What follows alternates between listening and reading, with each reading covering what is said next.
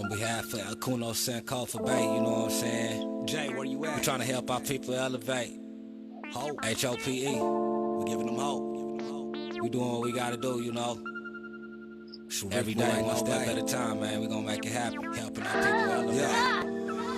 Sometimes I practice focus, thought, and meditate. I'm trying to come with other ways to help our people elevate and seeking knowledge, make me levitate. The lifted mental state is what results from how we orchestrate. This for the family's sake. Let's self-reflect and self-evaluate. And every day, make sure the steps you take, you calculate. Receive a master's fate. I know I can't exist without the hate, but that's okay. I balance that with higher self today. Success is on this way, and after that, my flesh can pass away.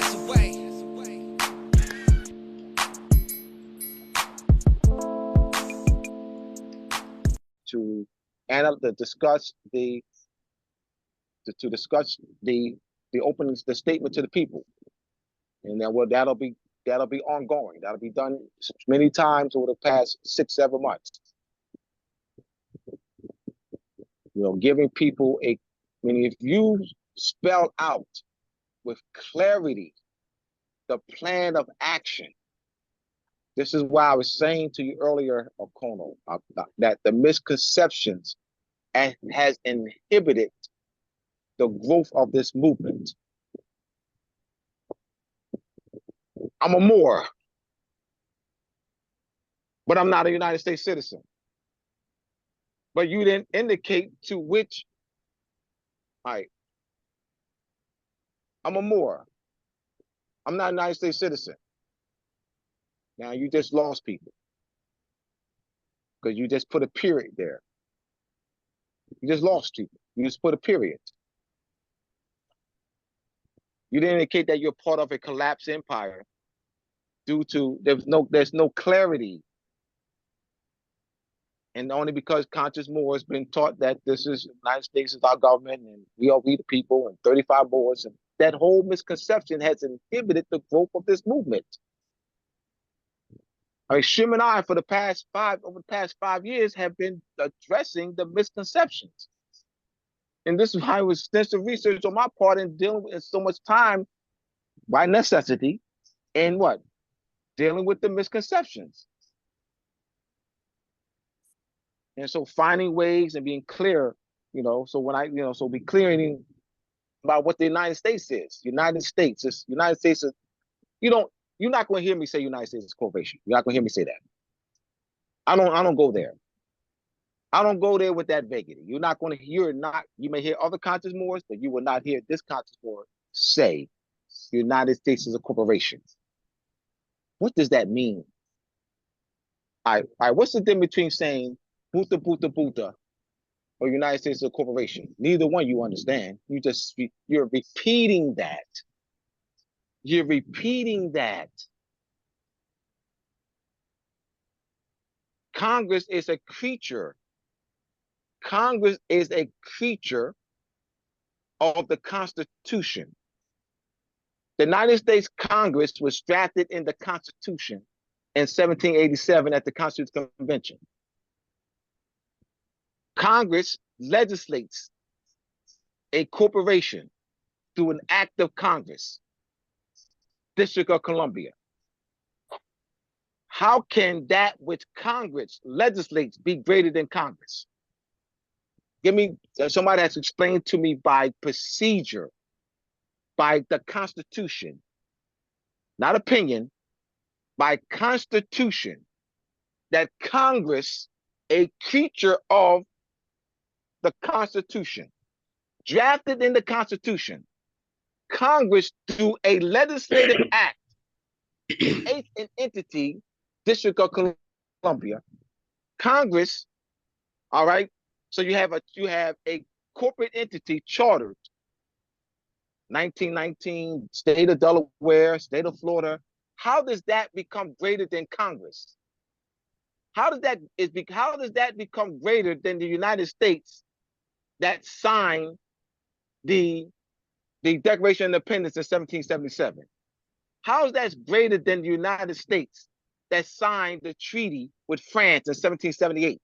How is that greater than the United States that signed the treaty with the Lenape Moors?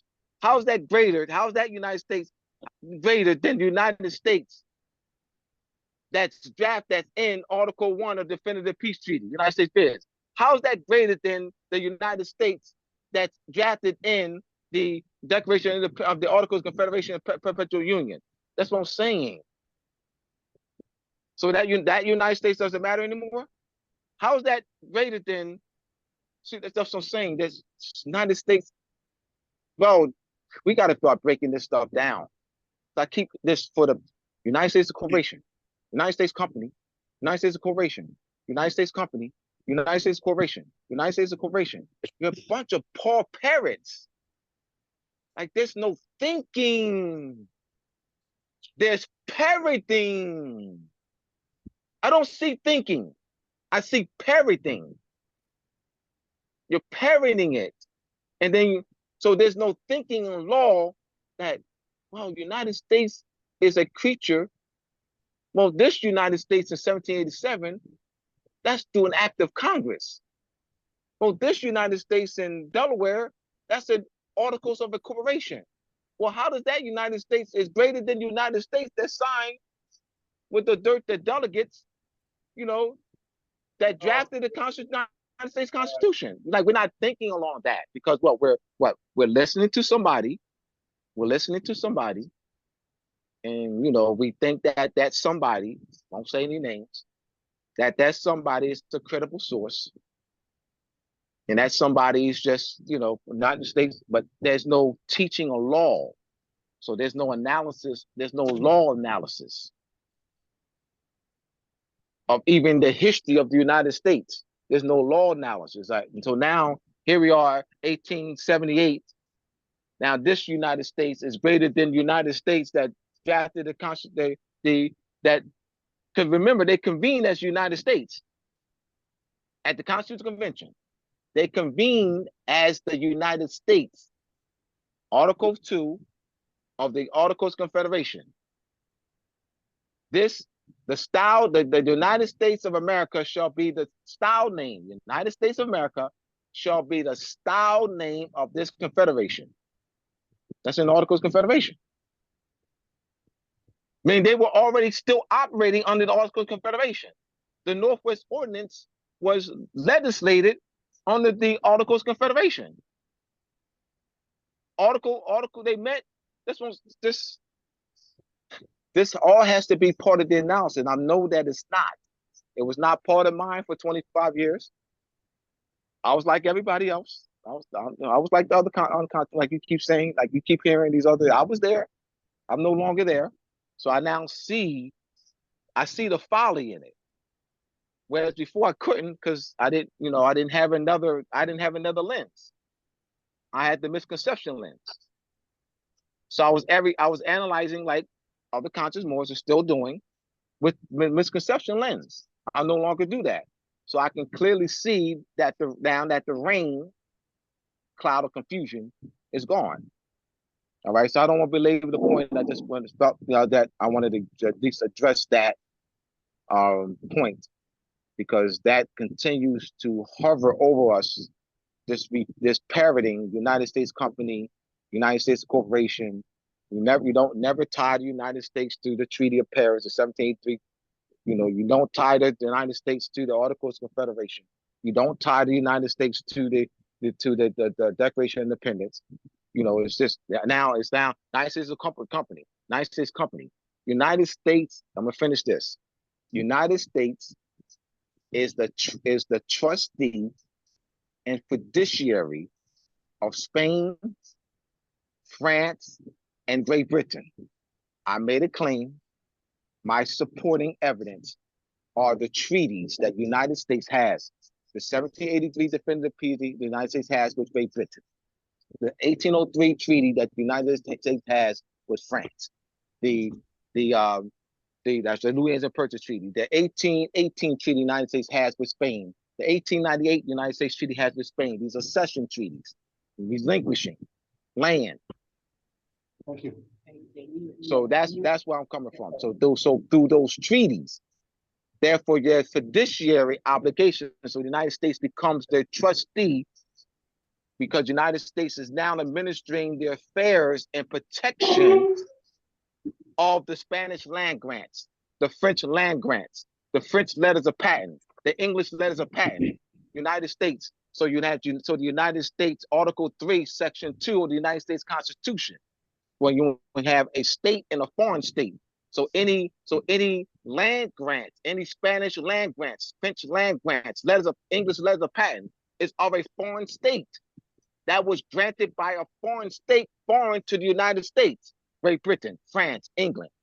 So that's a foreign state, all right? Someone of a foreign state, meaning they're living here, but the Society versus New Haven, Society of the Propagated Faith versus New Haven, Society of the Propagated Faith, of the Gospel of the Propagated Faith, was chartered by the Crown, English Crown. So that's of a foreign state. So Article 3, Section 2, all right, is the proper venue for that case. But no more cases. There's no more cases that Article 3, Section 2 is outside of the jurisdiction of Moorish cases. Article 3, Section 2 of the United States Constitution does not extend to Moorish cases. Why, Abdullah? Because the treaty between the Dey of Algiers and the United States, the treaty between the Bay of Tripoli and the United States, the treaty between the Great Britain, the treaty of peace and friendship between the United States and Morocco has what? Extraterritoriality clauses, meaning that the authority in the treaty between the Dey of Algiers and the United States is delegated to the Dey. That authority between the Bay of Tunis or Tripoli and the United States in 1796 is delegated to the Bay. The treaty between the peace and friendship treaty between the United States and Morocco is delegated to a Moorish consul. That's why. That's the answer. So Article 3, Section 2 of the United States Constitution doesn't supersede the authority, meaning that the judicial power is that doesn't supersede the authority of a Moorish consul, because the Moorish treaties does not delegate that authority to a United States court. The Moorish treaty doesn't delegate that authority to a United States judge, to a United States prosecutor, United States district attorney. Once we come to understand this, we're on our way. We're not there yet. We're not there yet. But we're getting there. We're getting there. All right? We're getting there. And this is why this is what's been stripped from us. United States courts does not have authority to hear Moorish cases. And I explain why. Article 3, Section 2, United States Constitution, that does not extend to extraterritoriality cases. I yield. Islam, thanks for that, Professor. So today, you all, we're gonna try to finish up the transatlantic slave trade claim relook. This is part 5, and then in 2 weeks, we'll do a recap of the 5 study group sessions, and then we'll go over into the next topic. And so feel free as we move forward, if you have any clarity to bring, on the topic, be sure to chime on in, as this is a collective space to share our mindset dealing with the topic at hand. And so feel free to chime on and express your thoughts and opinions on the topic, so that we're practicing collective learning. I won't answer any questions right now, so we can move forward a little bit on the presentation, and then we'll get started. If you got a comment, you can post it in the chat. Now keep this in mind. Let's see here. I wanted to read you all something. Okay, here we go. So, and I got this from Moors and Masonry, part 1. You all can order this book. It's by Abdullah L. Talib Mosley Bey, and you can order this book at moorsandmasonry.org. And I thought that this was real interesting to ponder on in respect of the claim that was made. And so we're going to read this and just let it digest in the back of your mind that this is the type of things that was happening. And so they didn't mention this, because they make themselves look like they was a world power, they controlled everything. So they don't show you the details of what was going on to make you relook and say, hold on, if this was going on, then you ask another question, then you ask another question, and then you look and see how far the rabbit hole goes. And so let me remove this. I think it's curl shift alt H. Let's see. All right. So this is Cannibalism Among American Whites. Captain John Smith in 1580, 1631, the founder of Virginia, wrote, so the first colony that was established in Moorish land was the Virginia colony. The Virginia colony was an extension of Great Britain. So we know that Great Britain is across the water, across what they call the Atlantic Ocean, and so they had extended their power through the treaties to establish so the treaties gave them way to be able to establish their first colony over here in this portion of Morocco. So just knowing that, because a lot of times we associate the Europeans with power, but then when we say that the so-called African had power across the Atlantic Ocean over here to America, we're having a bunch of questions. But we didn't have a bunch of questions when they talked about the Europeans extending their power over here to America, to what's known as America. We didn't have many questions. But when we say that our brothers and sisters, our mothers and fathers had jurisdictional control from what's known as Northwest Africa across the Atlantic Ocean to what's known as North and South America, we can't believe that. So we've been debased from who we are. We don't see power in ourselves just by that alone. We can understand Great Britain have power in the colonies from Great Britain across the Atlantic Ocean to what's known as North America. We don't question that. We can, they're powerful, the Pope. But then when we say that the Moors had jurisdictional boundaries across the Atlantic Ocean to what's known as North and South America, we can't fathom that. And so there's been a debasement where we don't see value or power within our history, within ourselves, because we've been groomed to the Negro, Black, and colored diaspora of thinking. And so we're reanalyzing, we're giving basis of reanalysis of the transatlantic. We know what they said. And so we, like Brother Abdullah Bey always say, you put on one side, the claim, and then you read it. Then on the other side, you give basis so you have something to challenge it with. You look on one side and say, they transported 12 million, Africans from the continent of Africa over here to what's known as North America. Then on the other side, you say, wait, but millions of Europeans were slaves at this whole time. They didn't mention that part. Then you look back over here and you say, they had colonies where they had the slaves in the colonies, millions of slaves that they organized, that they controlled during the time period that they taught millions. And then you look over here and you say, damn, the colonies, they were eating humans and dogs and horses during the same time period. And so you see people that didn't know agriculture. We assume their power. They didn't know agriculture. You're going to learn about that. They didn't know agriculture. So that's a basis of sustaining. You grow your own food. You can't do that. How you going to challenge something? And so we see that they didn't even know agriculture. And then you look over here, you say, okay, they was, beating millions of people doing this and that, this and this, this and that. And you look back over here and you say they were prisoners. There were millions of European slaves during this same time period, or European, slaves. We'll use that for right now. And so you look back and forth and you reanalyze what you've been taught. And so that's a tactic that I've used, that I adopted. Excuse me, Quasi. What you want to do and I'm only because you don't want to set slave in the people's minds. So we want to let's correct that right now. Yeah, you don't want to set a false construction, right, and continue with that. So let's clear that up, right, before we move on. I didn't, because I'll mention it. I just didn't want to go in super detail so I can encourage them to look at some of the other. And I got you. I'm finna give clarity. The word subject is the proper word. So Slavic, subject. Slave, the etymology of that roots back in a certain group of of Eastern European. Eastern Europeans, which is Yes. a nationality and not Yeah. So an actual group of they people. weren't here. They weren't over here. They weren't over here. So they weren't over here at all. So that there's subjects. We talk about subject: English, Dutch, French, Spanish. Subject is the proper word.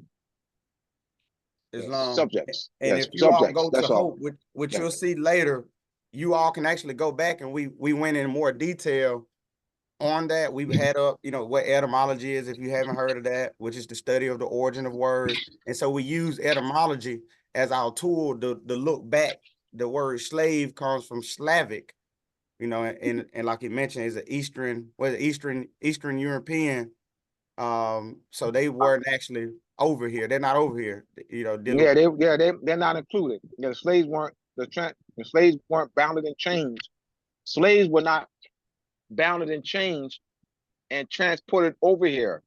The slaves were not the ones that were populated the English colonies or Dutch colonies. Slaves were not the ones. They didn't take people from Eastern Europe and bring them over here. That's Western Europe. All right, not Eastern Europe. So you didn't have, like, there were no slaves here. There were no slaves here in the 1500s. There were no slaves here in the 16, 1700s. Like, all right, the slaves started coming. The slaves started coming in the late 1800s, like the Russians, were like early 1900s. That's when slaves. So slaves started coming over here. All right, even in Ellis Island. So there were slaves in Ellis Island. All right, Slavics from the Eastern Europe. So when you talk about slaves, that's not until the 1900s. All right, just do the research. You'll see when slaves from Eastern Europe. All right.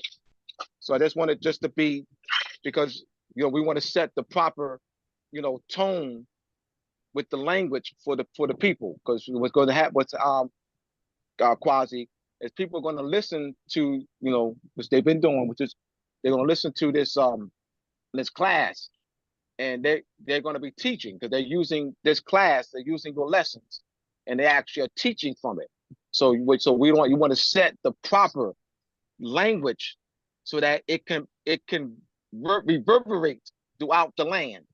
All right, with proper concepts. So we don't want to set with a improper concept. That's why I only interrupted.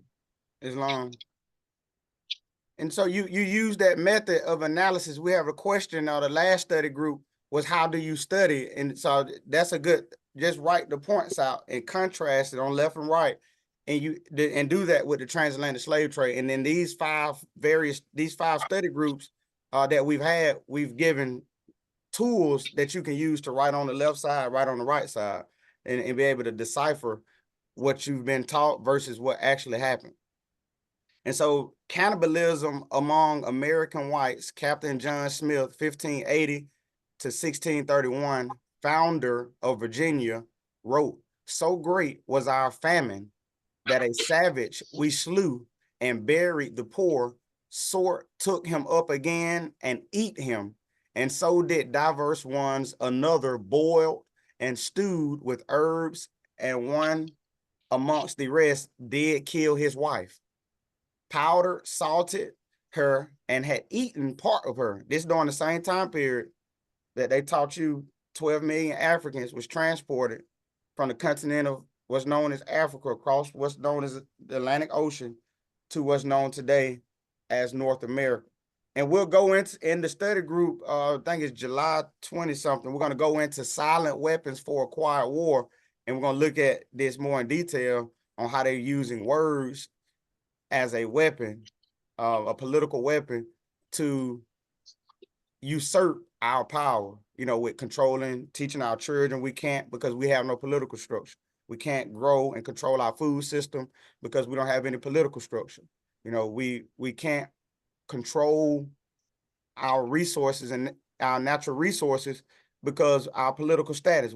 We pay taxes to a foreigner in our own land because of our status. Everybody, at the end of every fiscal year, you file that form where you have to pay, a certain tax on whatever you thought you made that year. In addition to, if you own property, you know, you have to pay a tax. If not, they'll take it. You can own the house. So whatever you think you own the house, you can have that in your mind.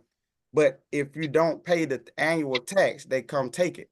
So we looking at that. How did they build us to think that we wasn't from the land? Because the claim is the land. So everybody that has us in this container of thinking know that the land is what's valuable. The land is where things grow from, that man gives value to. And so we reanalyzing the transatlantic slave trade so that we're able to build a proper mindset around the political issue on how they and why they frame education in such a way to politically debase us, to politically erase us from history, so that we ask for attorneys.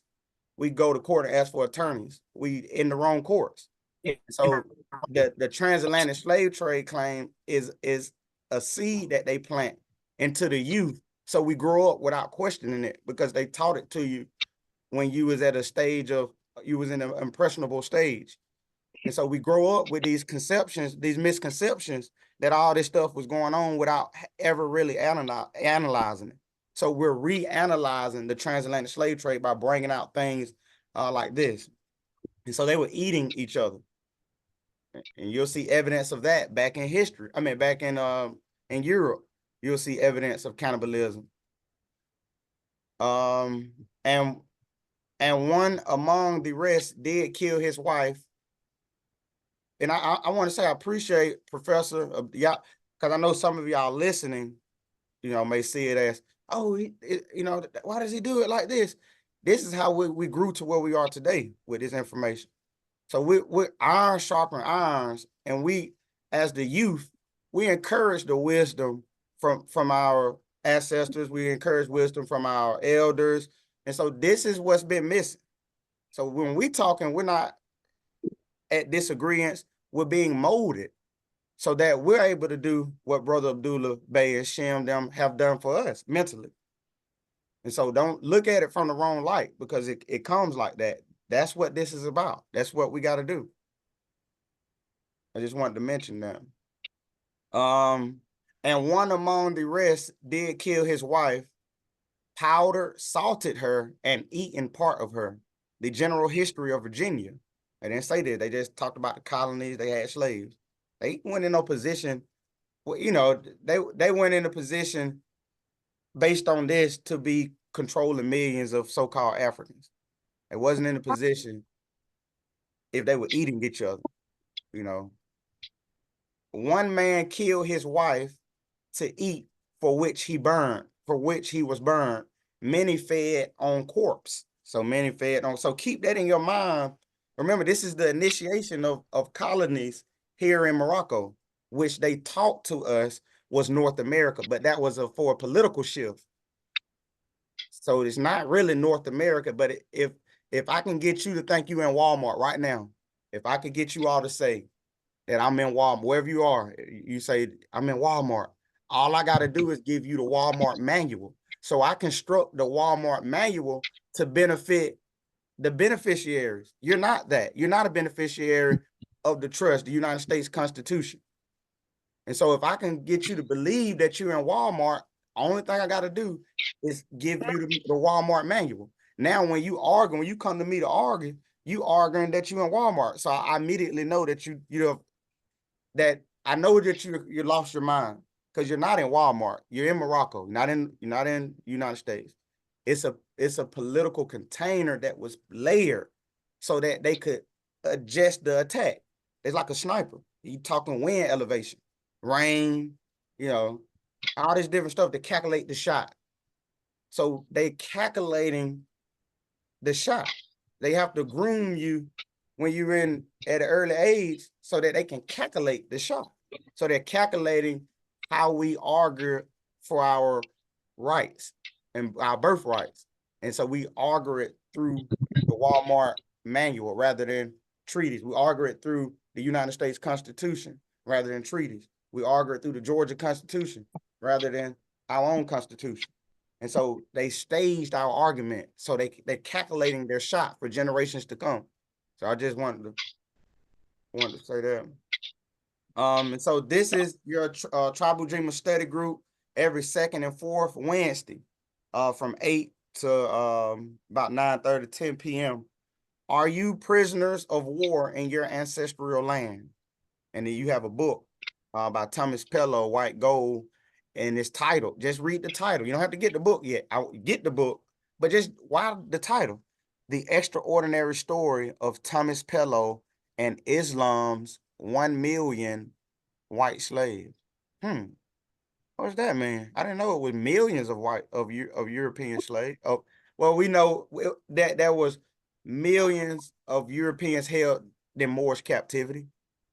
I didn't know it was millions of Europeans held in Moorish captivity during the same time period of the transatlantic slave trade. And then you learn that the so-called black people are Moors, and then you start to connect the dots. So they was dividing the dots. But keep in mind that the whole point is the natural resources of the land that we don't control politically. We ain't even raising the argument dealing with the land. You have reparations, where they argue certain stuff, but reparations is more so they're giving you a check to say, I give you these Federal Reserve notes to amend the damages done, and after I give this to you, I've settled my debt with you. You don't own the land, you can't teach your children, you got to get a license to do everything, but if I give you these notes, I'm free from what I did to your ancestors. And since we in survival, fight or flight mode, that sound good. That sound like, oh yeah, I'll take a, then you pay it right back in taxes. So we got to be aware of what's going on and how to protect, as one of the sisters said, 10 generations down. You're not just your grandchildren. A lot of people say I raised my children. That's selfish. I raised my grandchildren, but they're not worried about 10 they ain't even thought about it. They've raised their children. So they support their defense is that I raised my children. They have nothing else to do. That's a selfish thing to say with dealing with where we are today, even in general. So that's people's comeback is that I raised my children. But we gotta look more broader at what's going on. We have to raise 10 generations, 20 generations, 20, 30, 40 ahead. So this is the claim. We're reanalyzing this. What's on your screen here is we're reanalyzing their capacity to do this the way that they taught to us in school that they did it. This diagram, without saying it, says that the Europeans control it. It appears as if they controlled the world. If you got limited information and you look at this and how they presented it, it make it seem like they controlled everything that was going on. I mean, look at they just free, they taking goods to Africa. They taking, African slaves, so-called slaves to North America. They shipping raw materials from the colonies back to Europe and eating people and fighting the Indians, so-called Indians, and being captured by the millions and getting their ships captured, and having wars with their self, French, Spain, and all this going on, and you having wars with the Moors, and you having wars with the Ottoman Empire, and you fighting the Indians, and you eating yourself, and you don't know agriculture, and you don't know building, but you transporting 12 million. You see the problem? So you write on one side what they taught. You write this: 13 colonies, Caribbean island, raw materials, enslaved Africans, manufactured goods. Then on the other side, you say million Europeans held in Moorish captivity. You write Moors, Europeans paying annual ransom costs. You put Europeans, I'm just how they find the so-called Indians. You put on this side Europeans eating each other. You put on this side European ships being captured by the hundreds and thousands. You put on this side Europeans fighting the Ottoman Empire. You put on this side Europeans fighting the Moorish Empire. You put on this side Europeans fighting against French. Europeans fighting against Spain. Fighting against each other. And so you lay all that out and you say, damn, well, I need to know more. And then you order books, like I mentioned earlier, and you began to see this needs to be looked at on a major. This is major. This is not minor, because this is their basis. They're getting the youth groomed to be able to tell you this North America. May I present a question? Islam, go ahead, brother. How do this tie in to evidence that we can use and to get a claim to restore us, right? And put us back into a fold of reparation under post-millennium, and we or to restore us back to sovereignty. And so we use this to show the reconstruction, the false conveyance of words, social engineering practices, and human rights violations to construct lessons to debase the indigenous, aboriginal, autochthonous people from the land was thought out. It was well thought out. And so they used false conveyance of language, social engineering as a tool, so that the natives of the land wouldn't have a claim to it. And so that's a strategy of war, which deals with post-millennium, which is war. And so so we can use this as a basis to unlock our consciousness, dealing with how they frame language to take away our natural resources. But add to that if you may. So I just want us, when we coming in and divulging into these lessons, what we have to understand, these are military tactics and what they're using. This was a way to subjugate us, to strip us of treaty rights. This is disallowed in international law. To strip a nation of treaty rights, to strip them down to where now they are subjugated of treaty rights and benefits in which your ancestors left for you to strew that. Now we can look at why. We can start answering the who, what, why, when, and how on the basis of this, right? Mute your phone, y'all. Somebody mute your phones. Mute your phone or devices. Mute your devices. You say you don't know what there is to eat, and I say this possible. Mute your devices, please. All right. As you were, King.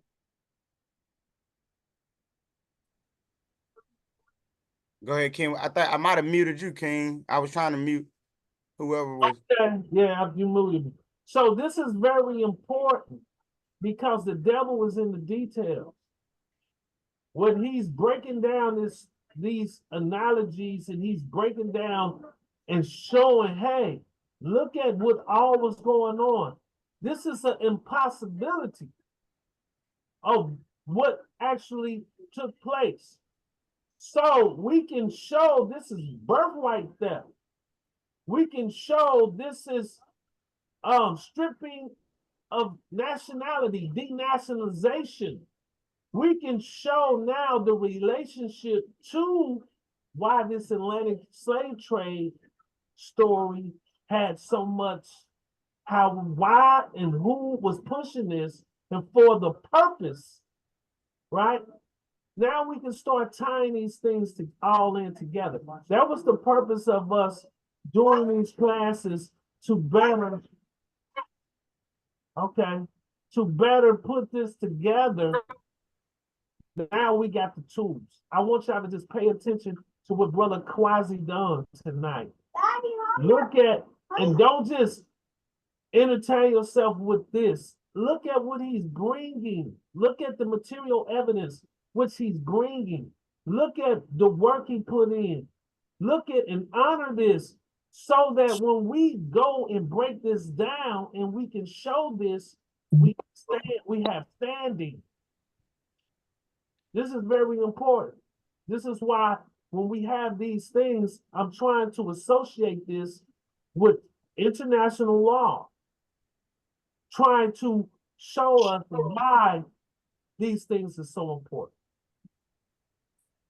I get it.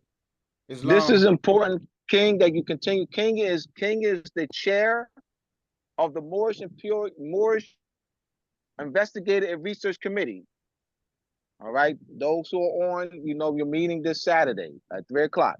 King is the chair, and so what King is doing is connecting the study of finding the facts, conclusion of the law, application of law, standards of evidentiary standards, principles, and he's connecting, and bringing that in tonight into what Quasi's doing. So he's going to always bring the law principle aspect, which is needed.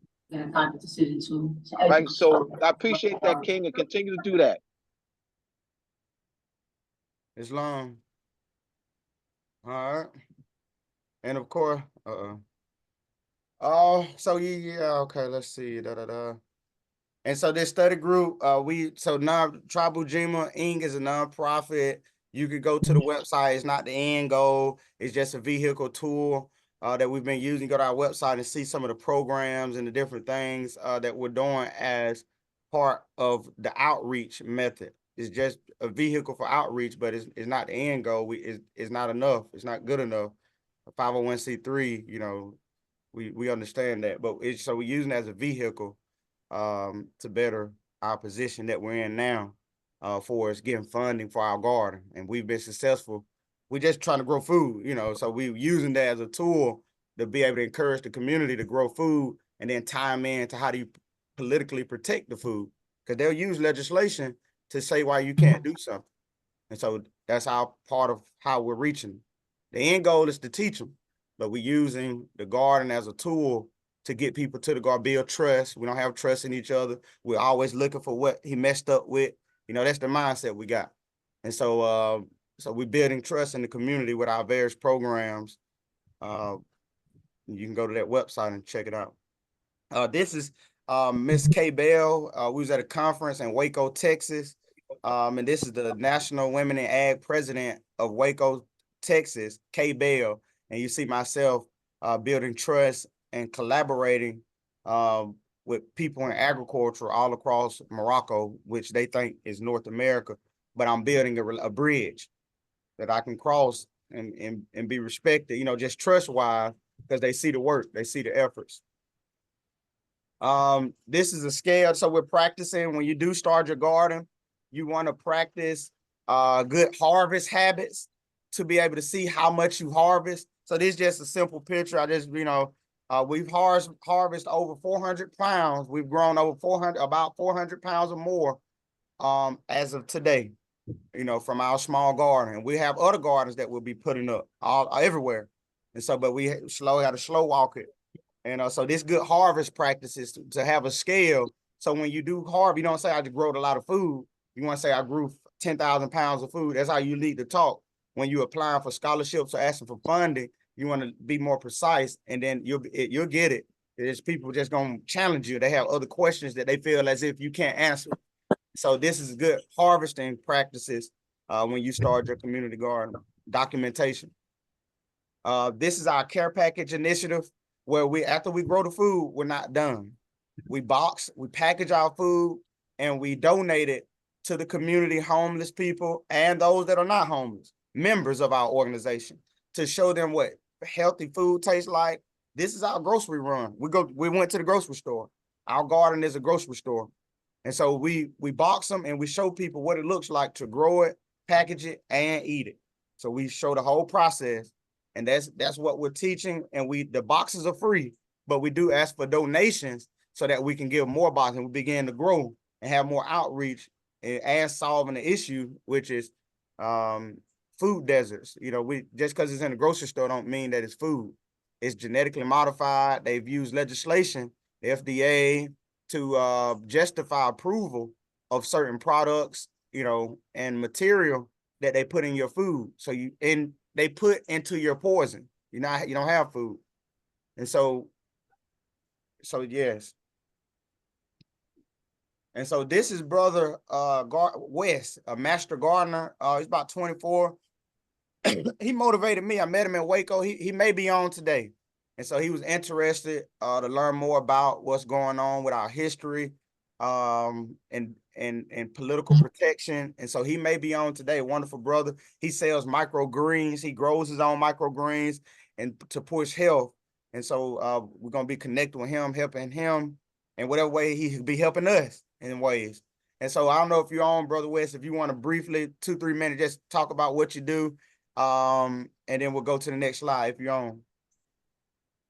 All right, hey, how y'all doing, everybody? I'm in here, Killeen, Texas. I'm originally from Dallas, Texas, but I started gardening about 3 years ago due to mental health because I had got out of the military and I just needed something to do with my mind. And through that, it's just helped me gain more relationships with people because I am all about my community. And I know that there's a lot of things like with Brother Quasi, when we've been talking about the youth, that's the way to get to the future.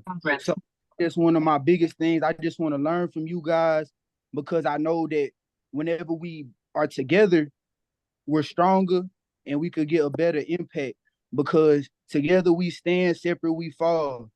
And there was a saying that Quasi told me whenever we was at the Waco conference. I forget exactly how it went, but he said, even though I'm in Texas and he in Georgia, that's just a mind thing. Like, we still close. So that's how I view everything and everybody. So that's just how we're going to get to the top and how we going to get our people to where they need to be.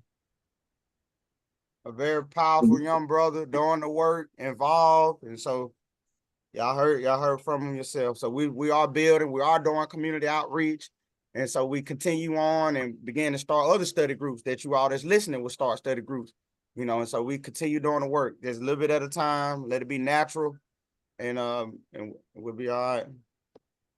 And so I was gonna bring Pacola and Brother Abdullah, maybe 5 minutes if you can, 5, so we get through some of the presentation, 5-10 minutes to talk about this that's displayed on the screen here. What is this, and what should we expect from it? Sister Bacola.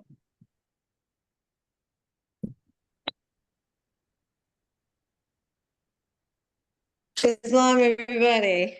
Yes, I was just remarking how I'm excited to be able to participate in the Unity Conference that is a community outreach effort in Michigan, based out of Detroit, Michigan.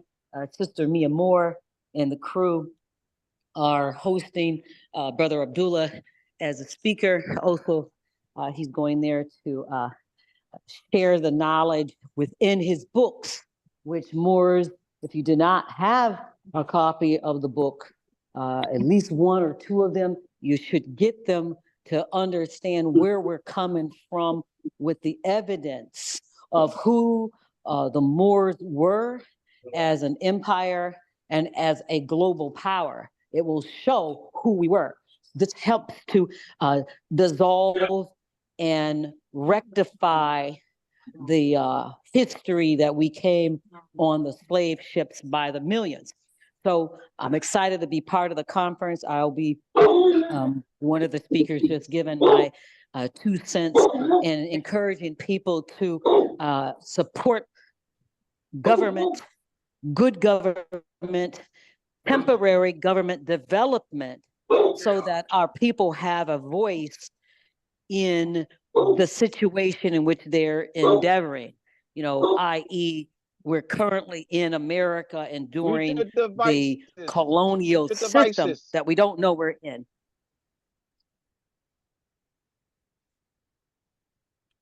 As you were. So this helps us to see that we need to support, to help ourselves in our current situation. It means pushing for the waking up of our people, that when the time comes, we speak about the call of action, which was just the other day. The call of action is to wake the people up to their responsibility to support the temporary government. That is their responsibility, so that the representation can be there, so that we can interface properly through diplomacy with the colonial powers that are occupying this land. So again, the conference is Michigan's contribution to the political unity. I'm excited. I saw information on the Sister Mia Moore. Her and the other Morbiduses were very, very active in a parade, doing their part in their territory to wake the people up. So I'm excited for that. And the flyer that you've posted, it actually shows that. So Brother Abdullah, red carpet for you. Yes, I will be in Detroit for 5 to 6 days. I'll be arriving on the 23rd of July. The lecture was originally scheduled for Wednesday, July 24th. So what we're going to do on Wednesday, July 24th is hold a live. Everything we do is going to be live. This is going to be live. This broadcast, you'll be able to see the lecture. All right. This is actually a free lecture here. So it'll be broadcast live. This when we do July 24th, it'll be broadcast live. We'll be bringing Shim in. There'll be heads of different boards, might be 7 to 8 more body politics coming from Canada, Los Angeles, Ohio, Minnesota. They'll be coming in just to see, to connect with, to visit me while I'm in Detroit. We are going to be there for 5 or 6 days doing there's a festival on Saturday, July 27th. I connected me more, one of my contacts, Brother Jeff, contact of 12 years. I connected them. And so we'll be at the festival vending. We'll be live. Everything we do is going to be live. All right. So they're also going to be on the radio. So there's doing a lot of teachings, a lot of connecting, networking. So I'll be there for 5 days. I'll be coming on the 23rd and leaving out this is a Sunday. I'll probably leave out Monday or Tuesday, heading back here to Philadelphia. So we have Brother Michael James Longs Bay. Sister Pocola and I met Brother Michael at Dr. Naila's event in April there. And so he's been rocking with us. He's been rocking with us ever since. All right. He's actually under my tutelage as I'm doing he's paid for tutoring sessions for me. So he's getting tutoring, one-on-one tutoring. That's been going on for the last 4 or 5 weeks now. So because he's from Detroit. So Brother Michael, what happened was I was on the phone with Michael on Thursday, coming back from the post office, and Sister Mia Moore called me. So I merged the call, and Michael said, that he's going to, because Michael's going to be, that he's going to be in Detroit, and that he has a lot of family members in Detroit. So I said, Mia Moore, he needs to be part of the lecture, since he has, connections there. So that's how that happened. All right. So, then we have also featured guests, additional guests there with Brother Jeff. And there was another conscious board that Jeff connected Mia Moore with myself. So the outreach is growing through proper concepts. Outreach is going through proper concepts. So they realize that, that they didn't have proper concepts, as Mia Moore reached out to me 5 months ago. And in so doing, so I brought her in to the conference, the Moorish May 18th Moorish Political Unity Conference, as one of the panelists. And it turned out that she was also a guest speaker, as Sister Pocola called Mia Moore up. In fact, I was upstairs with Timothy and Danielle, who was actually broadcasting the presentation. I said, well, she's talking now. I have to put her in as a keynote speaker as well. So that's how that happened. So this is definitely growing. So we have so the first time since I've got 31 years, this is my 31st year. So this is the first time that I've seen in 31 years where there is a large numbers of sisters now. Sister Mia Moore made it talk to me today that there are sisters who are heading the various Moorish body politics that left Jay. So I'm like, wow. So I've never seen this amount of sisters, active sisters in this movement in 31 years. I've not seen that. And they're growing in proper concepts. They're using our lessons. And so I'm very excited about where this going. All right. Very excited. So I yield on that, but I'm so looking forward. And like I said, this will be broadcast. Everything I do will be broadcast live throughout the 5-6 days I'll be in Detroit. Islam. Sister. Islam. Yes, Picolicus are ill. I just want to wrap it up and get back into the lesson that the brother is flowing with. However, I want to bring something to your attention, which is real time.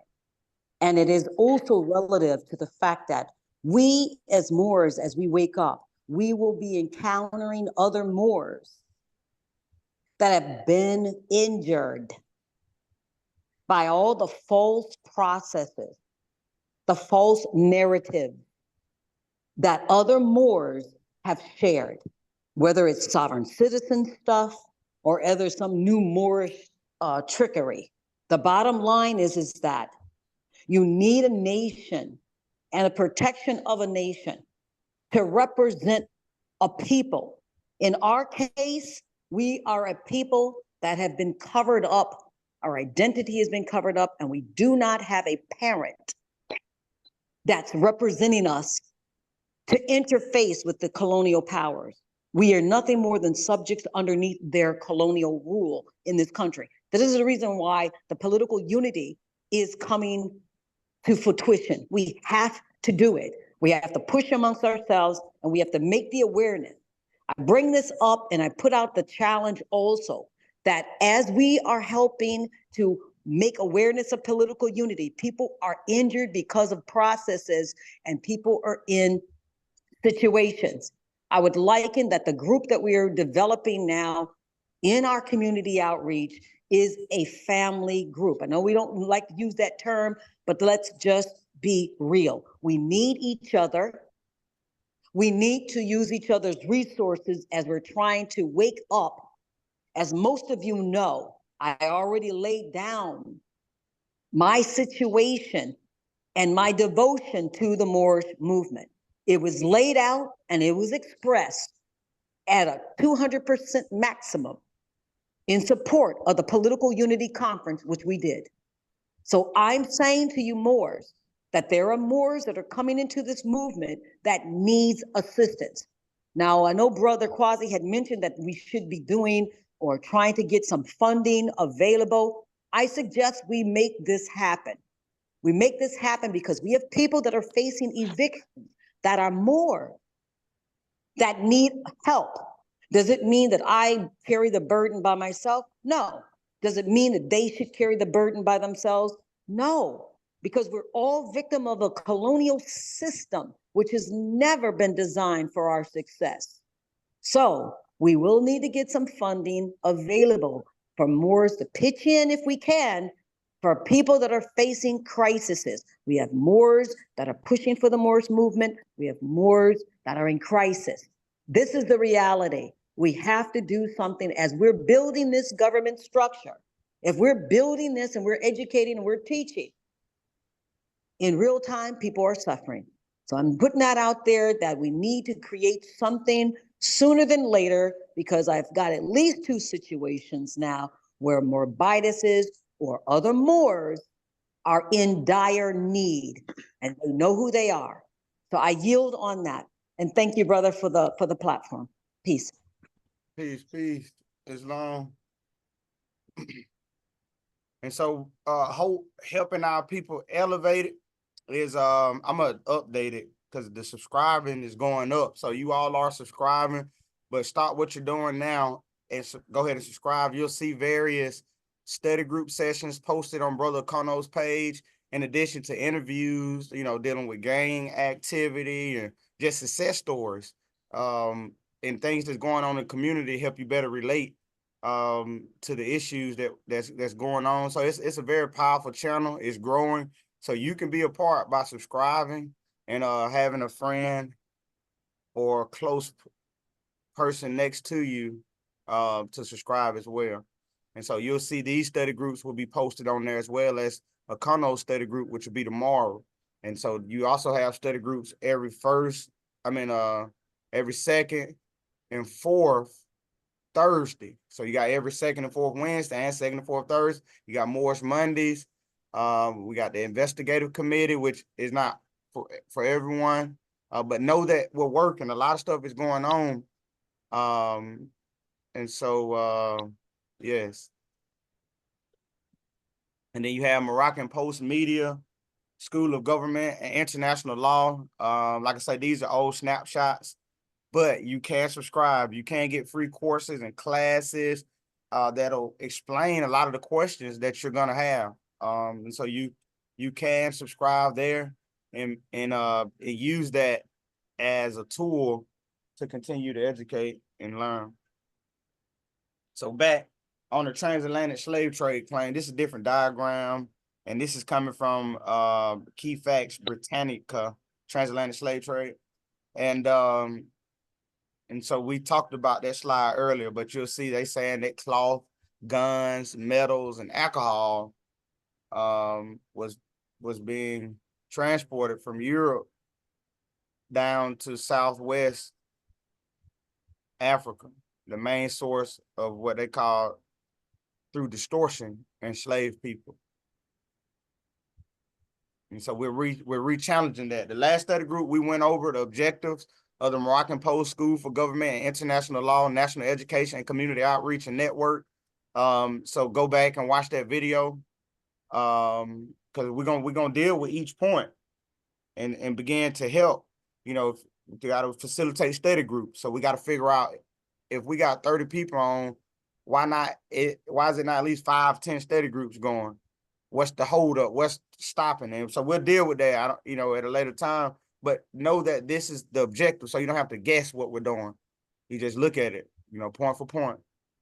And then we have Shem Malachi Bey's proposal, which will be broken down into different study group sessions, so we can look at it, ask questions about certain sentences and things in the proposal, so that you can comprehend the ask. What are we asking or demanding for our people to willingly come together? And so we'll have study group sessions breaking down the proposal, which will be at a later time. The next study group is we're going to look at the weapons. So we're going to look at the problems and the issues and how it's being formed and used against us. Then we'll look at the proposal at a later time, which is what we need to do to correct the issues.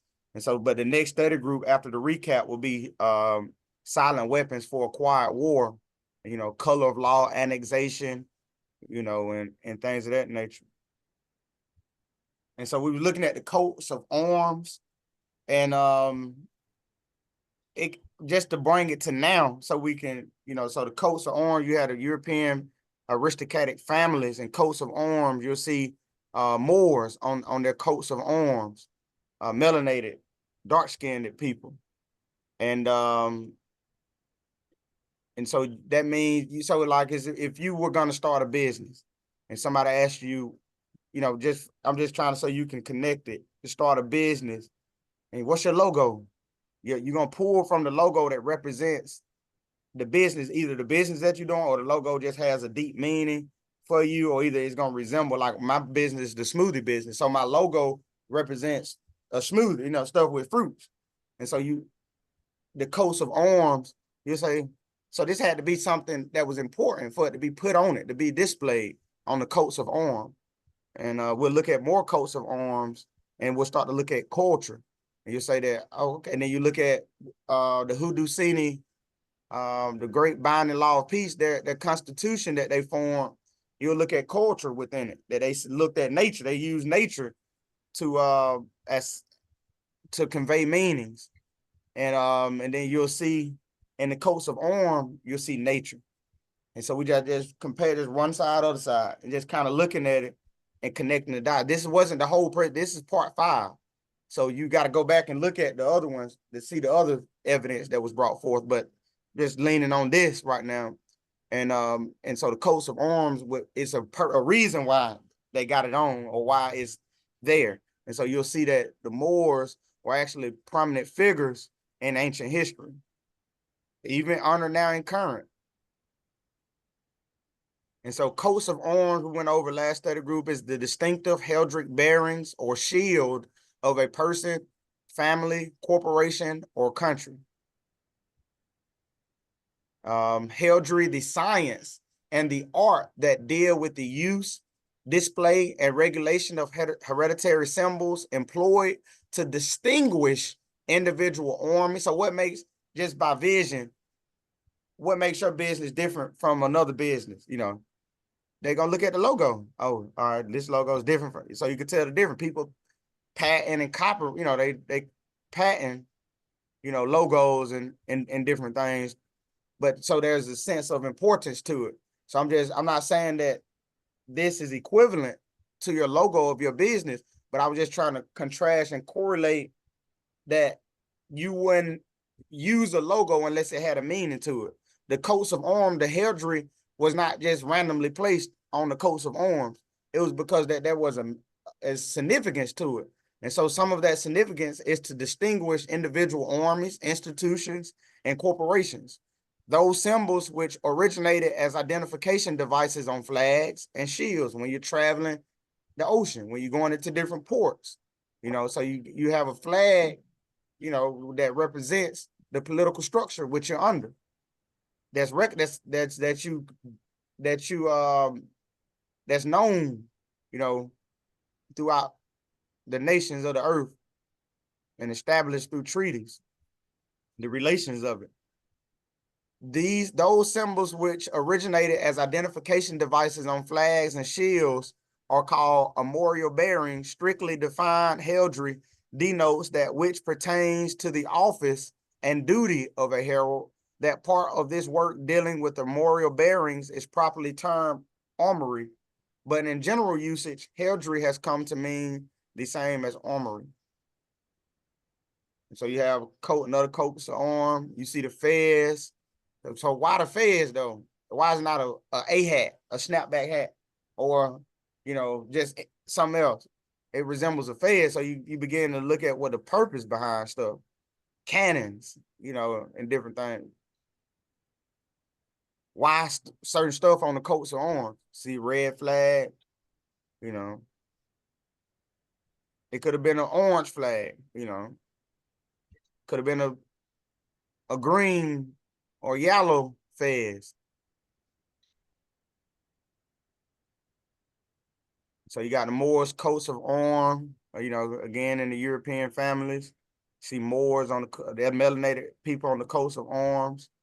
You have in Argentina. Now we know that Brother Kano talked about how they distorted the images. You can go to Helping Our People Elevate and look at, I don't know exactly which part it was, different parts of the presentation, but you'll see, you know, their hands wouldn't look like this. Don't get it was part 2 and part 3. Part 2 and part 3, Helping Our People Elevate. And what's the title? The Fathers of the Modern Race Paradigm, part 2 and part 3. Okay, and you all be able to begin to see. So why is it these kind of hands on the picture? That alone it distorts the meaning. And because we know the people of Argentina, we know they didn't look like that. And so, but you also see the fez again. You see the sun, you know, you see leaves. So you see culture in the coats of arms. You have Bolivia. You see the eagle. You know, the eagle is used in the Hudusini Confederacy. The eagle, the see far. So it's symbolic to see far, to foresee things. You see the fez come up again. You know, you see the certain colors in Bolivia and South, what they call South America. And so you're looking at the coat of arms in the context of these being the same people, both in South America and North America, are not different people. They taught it to you that way to divide and conquer you for the benefit of the natural resources in the land they presented, what's being presented. You see a tree, and then you see in the Haudenosaunee Confederation, they talk about the shade tree, the leaves being the protection, the political protection. And so you see culture and you compare it to stuff that go on. And I just saw the Haudenosaunee Confederacy just evidence of a constitution. And I'm just showing the similarities of the two, since we always been taught the differences.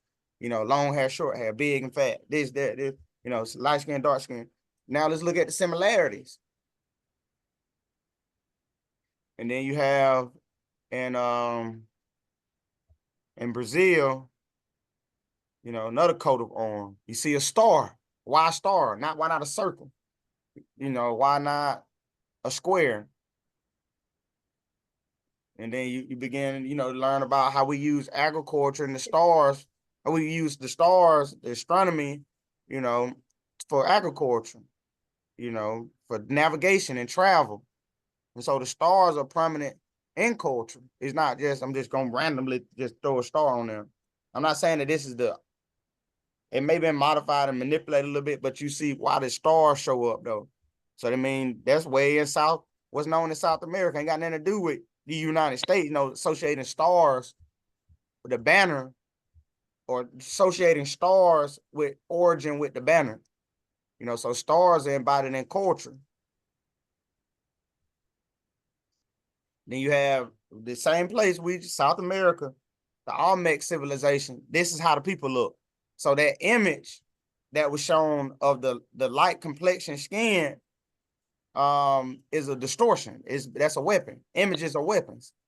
Then the weapon is used to make you not claim the natural resources in the land, make you ready to pay taxes on the land, and you know, ready to be a tenant in the land rather than even thinking ownership and cleaning the community, because you're not connected to it.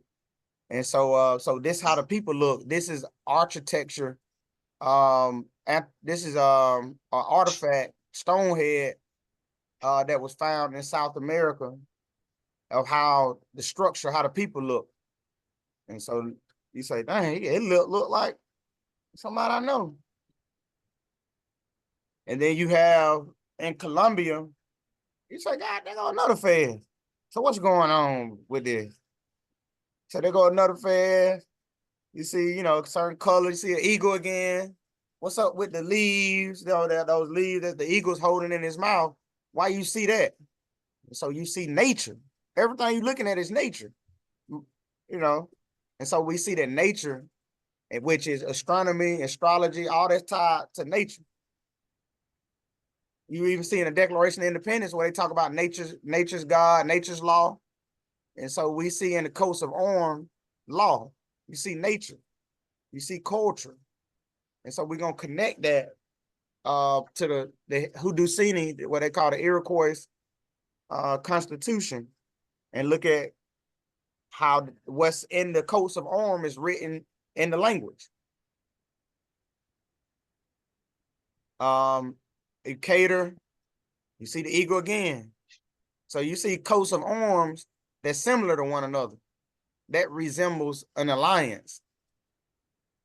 Yeah, there's some kind of alliance, you know, at whatever time, you know, but it shows if your logo, either you stole it from me, if your logo looked just like mine, or we had dealings with each other and you came up with that off the influence of what was going on, you know. And so just the merely existence of it shows that there was unity of what you see in the coats of arms. Olmec, the first Mesoamerican civilization, 1500, 400 BCE, map showing sites of influence, and right colossal head, one of the 10 Olmec heads for San Lorenzo in Veracruz, Mexico, over 9 feet high, early pre-classic. And then Olmec sites, so you see different Olmec sites, you know, so this is evidence that contradicts what they taught in the textbooks. So images are, that's why they suppressed it. So images do convey meanings and help with knowing that's why they built it. So you would know who was who and what was going on, who was the people that, you know, that orchestrated and built all of these beautiful architectures, and you know so these are the people. That's why they left it for you. They didn't just, you know, these are the people. And just merely just carve this out. I mean, what, you know what I mean? And so this is evidence. That's why they changed the images. That's why they gave you different pictures of what Indian, all this is different ways to suppress you claiming the land. That's what this presentation is about. Reanalyzing the transatlantic slave trade. Another coat of arms. You see, you see birds on there. You see, nature. So you see different. Now, what they meant by specifically, I don't know, but we know that nature was a tool to use. We can agree on that nature was something that was used. So that is culture, nature, growing your food. How you protect that? How does another foreign body regulate how you grow your food? So that's what we're reanalyzing. How did they frame this to be able to tell you this? So you will be passive in it, and you wouldn't, yeah, I can't, and so you start to not be connected to nothing and be controlled. So we reanalyzing that so you be comfortable in making the claim. You have evidence on why that's not true rather than it is true. So we're just looking at the coats of arms, Republic of Paraguay. You see Lee, see the star again. Why not? Why a star? And you see here again a deer, the deer's antler. You'll see that. And the Iroquois, the Haudenosaunee Confederation, the Great Binding Law of Peace. You'll see them talk about the deer's antler. Why not a fish's fin? Or something else. You see the same kind of leaves. So you're looking at culture because you're still looking at nature. You ain't seen a alien, or nothing just off track. It's all the same kind of mind look like. Why nature? Because that's all it is to go by. This other stuff is modified to get us outside of nature. And so you have got a cornucopia too. Oh, yeah, a cornucopia. The cornucopia at the bottom. That's do they talk about that in the Constitution for the Iroquois nations? They don't mention that. I think so. Cornucopia, that means horns of plenty. That's the Europeans stole that, and they display that during Thanksgiving with fruits and vegetables inside. The cornucopia. Cornucopia. And so you all see here. Oh, go ahead. It means horns of plenty. And then you all see here, so this is in what's so-called been taught as North America, the Iroquois nation, the Haudenosaunee Moors in Morocco formed the Great Law of Peace. And so we're going to read this and we're going to compare it to what's going on in South Morocco, so what they call South America. So I am the Kawina and with the 5 nations. So it's 5 different nations coming together. Confederate lords, I plant the tree. So they talking about the tree. But they really talking about political protection, how to protect and form an alliance amongst one another. But it's metaphoric. I plant in your territory Adanara and the Onondaga nation and the territory of who you are firekeepers. I named the tree of the great long leaves. You're looking at a tree on here. This is comparing the similarities rather than not the differences. We've been groomed to look at the differences. I named the tree of the great long leaves. Under the shade of this tree of the great peace, we spread the soft white feathery down of the globe thistle as seats for you, Atahara and your cousins lords. We place you upon those seats spread soft with the feathery down of the globe thistle, there beneath the shade of the spreading branches of the tree of peace. So that's what we're forming, the tree of peace amongst ourselves. There shall you sit and watch the council fire of the confederacy of the 5 nations, and all the affairs of the 5 nations shall be transacted at the place before you, Adenara and your cousins lord by the confederate lords of the 5 nations. Roots have spread out from the tree of the great peace. So when we form our political protection, the roots will be able to spread out. We'll be able to protect the children more, dealing with how they're being taught. We'll be able to grow our food more and disperse it amongst our people because the roots will begin to expand. The roots is the treaty of They use magic to fix their the treaty of alliance. What is the treaty of what's the treaty? Liberty. The treaty of Liberty. liberty. So that's that's the tree. And then the roots will begin. People say that, you know, the police did this to me. These are the roots. You can't address that till you plant your tree. You know, so the treaty of liberty makes way for us to be able to form our constitution. And so that's our roots to be able to protect the children, to be able to address the mass denationalization, you know, to address the homelessness, to address, you know, the kidnap, the children coming up missing. To address, you know, we can't address these things without having a structure to it. And so the Treaty of Liberty and us forming our constitution is to make way to collectively address all these issues as a body rather than as individuals. There shall you sit and watch. So the roots, number 2, have spread from the tree of the great peace, one to the north, one to the east, and one to the south, and one to the west, bringing it in as one. And that's what Brother Shem and Abdullah is talking about. Spreading the roots. We got to have a tree. We got to plant something in the political realm. We haven't planted anything in the political realm.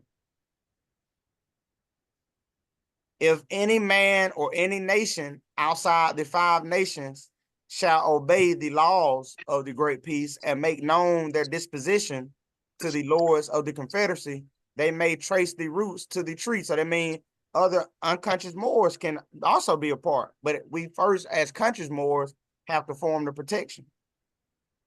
So other unconscious people can be a part because they'll be part of our education, our study groups, our universities. You know, but they have to make an interest towards it. And so that'll be formed. We'll come up with what that looks like. Their disposition to the lords of the confederacy, they may trace the roots to the tree. And if their minds are clean and they are obedient and promise to obey the wishes of the Confederate Council, they shall be welcome to take shelter beneath. So wherever you are in the world, we know that a tree leaves don't go from here to Russia, the actual tree itself. So they talking about the leaves are the political protection where no matter where you are in the world, you have the leaves to take you outside of this colorable venue, which has been weaponized to do just what it's doing.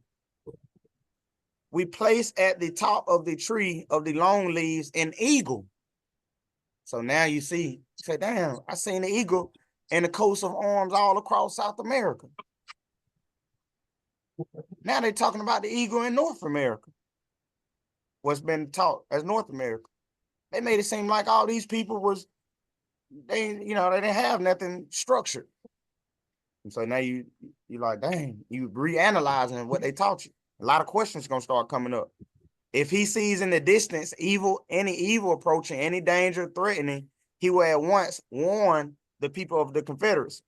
So our roots will extend to various body politics in Morocco. So we can see the threat quicker because we have a system. One thing happened over here in one body politic, we can address it. We don't have to wait for it to get over here. what happens to one body politic happens to all of us.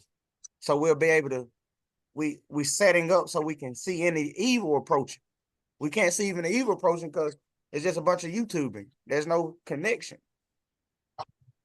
And that's what Sister Picola was talking about, being able, we know that there's issues happening. So why don't we form, we're not just randomly paying people's utility bill. You know, there'll be a process. You fill out an application. How did you get behind? You got to be a part of the body politic. So you have to show it, you know, so there'll be a process. Fill out why you got behind, what happened, you know, what are you going to do to fix it? How much you get behind, you know, a balance sheet of your income. What do you have in your account? You know, the different things to justify us releasing the funds will be justified. We won't just be paying funds for different people. I need help. I heard they giving out, you know, and so there'll be a process to it. So don't, you know, to be able to build confidence in what we're planning, but that'll be done as we organize, you know, as we organize. And so you see here, and they didn't look like this. So you go to Fathers of the Race, of the Modern Race Paradigm on helping our people elevate, and you'll learn more about the images distorted for what though? Why not just leave it how it was? So you see a motive behind it. So they didn't look like this, you know, but you still see what you do see though, is the star. They did show you that the Indians ran around looking like this, but this South America though. So you say, oh man, something, I'm looking, damn, these look like, why they looking like how they taught us the Indians look? You know, in a sense, but this is South America though. Then you see the scales of Mayat, you know, you see the different stuff with nature, you know, the sun, the leaves down here in South America, what's known as South America, South Morocco. This in the coast of arms. We're just looking at, so you got Venezuela, you know, you see the cornucopia, you see swords, see the horse, see flowers, see nature. You still looking at nature. Remember the Olmecs that was found all around the area and how them people look. And so you got this coat, now the hand red. So we know that there's distortion going on. You see, the wheel, that's dealing with the seasons. So that, I can't think of the name, but now you talking about different seasons. And so that's a symbol that can even be traced dealing with agriculture and timekeeping. The circumput, where mark time, the casting of the shadows and different things. Somebody want to add? And so that's embodied in culture. You even see the Masonic lodges, you know, adopting some of these symbols, you know, as if they're just mere symbols.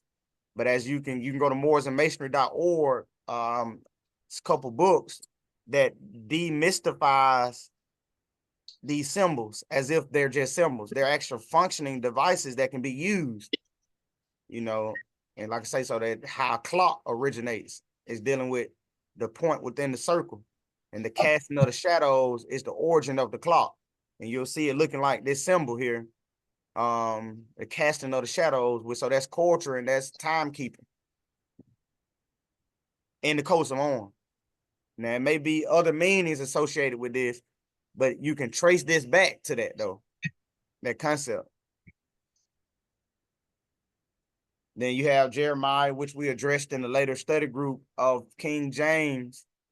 This is the Geneva Bible, because a lot of people, in my mind, when I was learning, I was like, well, how you know the Moors and black people are the same people?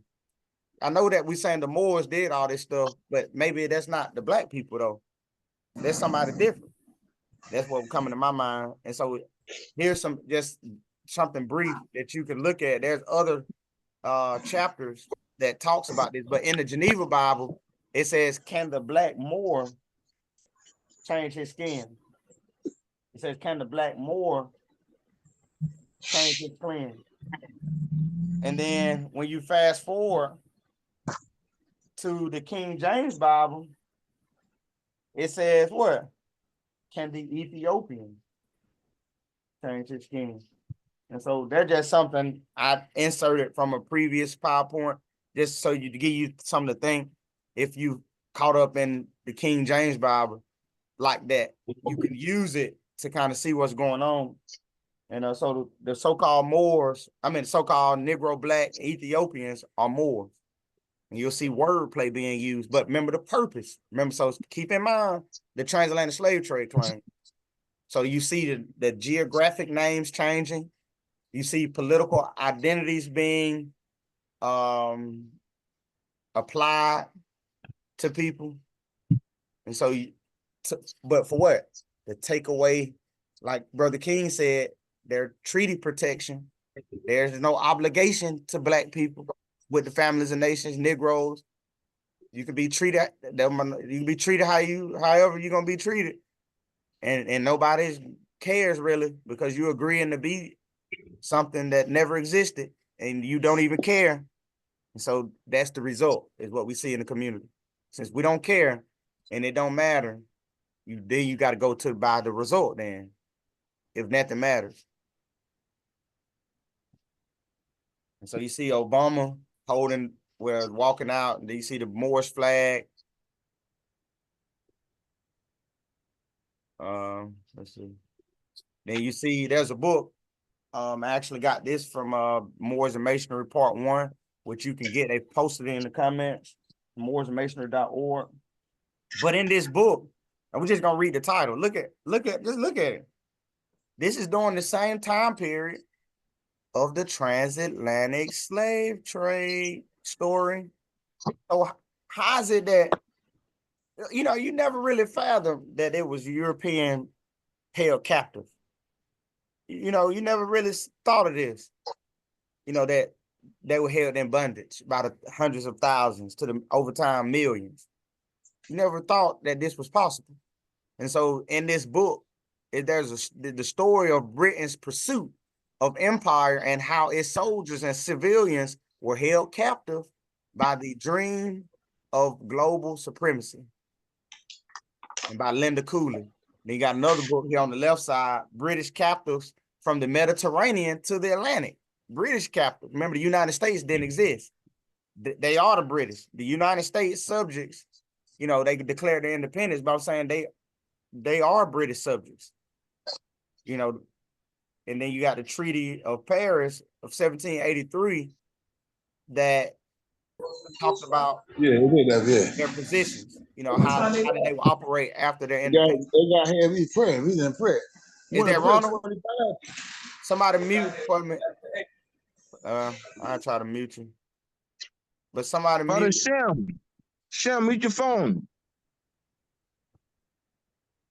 All right, from current slide. And so, yeah, this is what you can contrast the transatlantic slave trade. Say, damn, what about this book Linda Cooley wrote, or Nabel Mader, and all these books?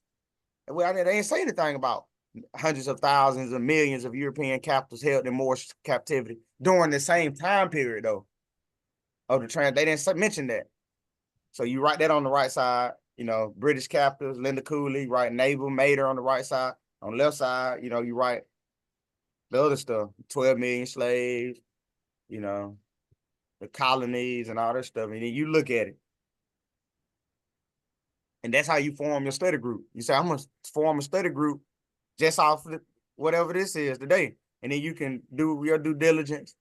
And that's your study group. You don't have to know all the topics. I don't know all the topics. I'm still learning. But what you do know, you need to structure it. Just you knowing don't mean nothing. You have to structure it and be able to convey it to the people in a systematic way every so often. Because if not, you know.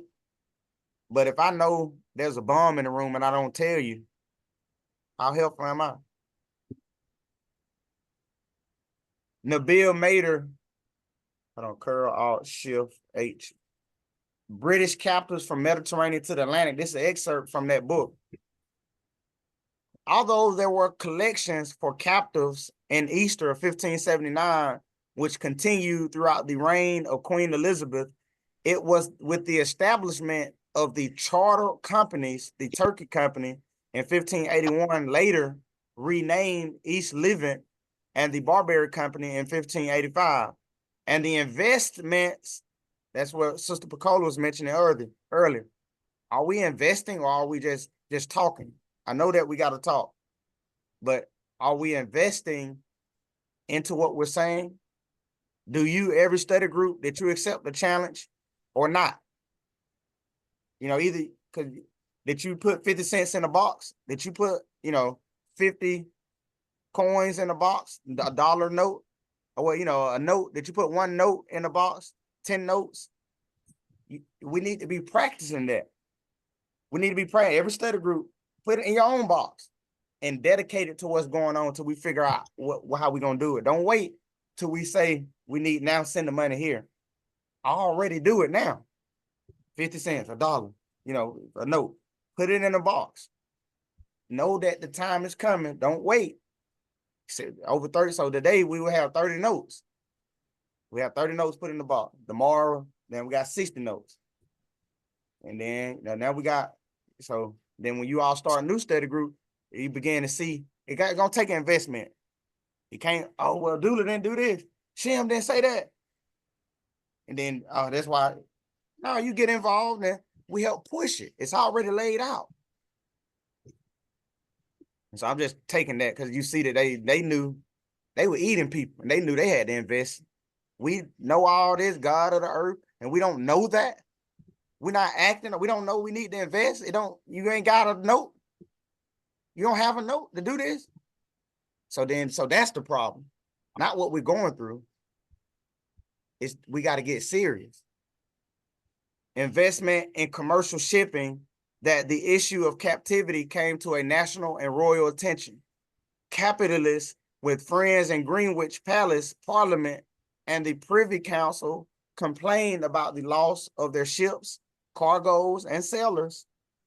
So they losing ships, cargoes, and sailors, and transport millions of Africans, and eating people, and more. That's what they got you thinking. Queen Elizabeth, who enjoyed amicable relations with the High Porte Murad II, is one of the sultans, and Murad III was able to effect the release. It was either one of the sultans or maybe one of the days or beys, but you're looking at government structure. They didn't abuse me and then come to me to talk to me. They would go to our days, our beys, somebody that's your political protection, not an attorney. She also negotiated with the ruler of Morocco, Moulay Ismail Ahmed al-Mansur. That was one of the sultans, to be the sole responsibility of the monarch from the start. Kith and kin, along with local parish communities and clergy, played a role in effecting captives' release. In 1580, there were many captives for whom a church collection was made. Although given the poverty, so you see, you can just show this to a church. Instead of saying what they not, you can say, well, look at the church. We used to raise finance to help out with certain stuff.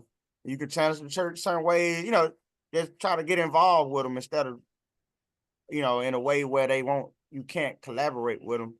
You want to see the similarities, if any, and then express that. In 1580, there were many captives from whom a church collection was made. Although given the poverty of sailors, not much money could have been raised to ransom them. By September 1582, a pitful petition was forwarded by certain miserable captives in Turkey to the Lord Mayor of London, who recommended a collection for them at Paul's Cross. And then this the other one, Linda Cooley. This excerpt from that book we showed earlier. Captives, Britain, Empire, and the world. Remember, United States didn't exist. So that's why you don't see that, nothing like that. You see Britain. So you got the loyalists and the patriots that was fighting against each other, part of the Great Britain. They called some of them being called loyalists, some of them being called patriots, all part of the Great Britain. United States didn't exist. Later, they rose up and became known as the United States, which is 13 listed states of body politics of people came together and formed the alliance, and then so on. And so between 1600s and 1640, the Moors seized more than 800 English ships, or 800 English, Scottish, Welsh, and Irish trading vessels in the Mediterranean and Atlantic. And that diagram that we showed, they made it seem like everything was just free. They just, I'm gonna take this over here when I get ready. I'm gonna call this, call this nigga and move the supplies over here, and I can do whatever I want to do, But then you look at this and you say, damn, some 12,000 English subjects may have been captured over these decades. That's a lot of folks to be talking about what they were talking about. Linda Cooley is a professor of history at Princeton University. She is an expert on British history since 1700s. She was awarded the Shelby M.C. Davis 1958 Professor of History. She examines Britain's past in a broader European, imperial, and global context in both her writing and teachings. The establishment of charter companies and the issue of Moorish captivity of European being brought to national and royal attention. Turkey Company was established 1588. Same thing the other book said. And then so back to this map. So you say, damn. So I got Linda Cooley's book right here, Nabil Mader's book, and others. I got Moors Masonry right here. I got, a couple treaties. Got Moors Masonry Part 2. I got the Almet, Stoneheads. I got Okono's YouTube videos to look at. I got, all this stuff. And then you got this map right here. That's all they showed you was this. And then we just assumed it, everything after that. They didn't really give you any details, really. They skipped a lot of stuff and said the colonies, the slaves in the colonies, and Harry Tubman. But there's a lot of stuff going on. It ain't just this, I'm going to go over here and take this over. It wasn't like that. So transatlantic slave trade claim analysis, just analyzing what they told you. So what was a slave ship? And so the slave ship on Google was the means by which nearly 12.5 million enslaved Africans was transported from Africa to Americas between the 16th century to the 19th century as part of the transatlantic slave trade claim. So 12.5 million. So there's 360, by what they said, that's 366 years.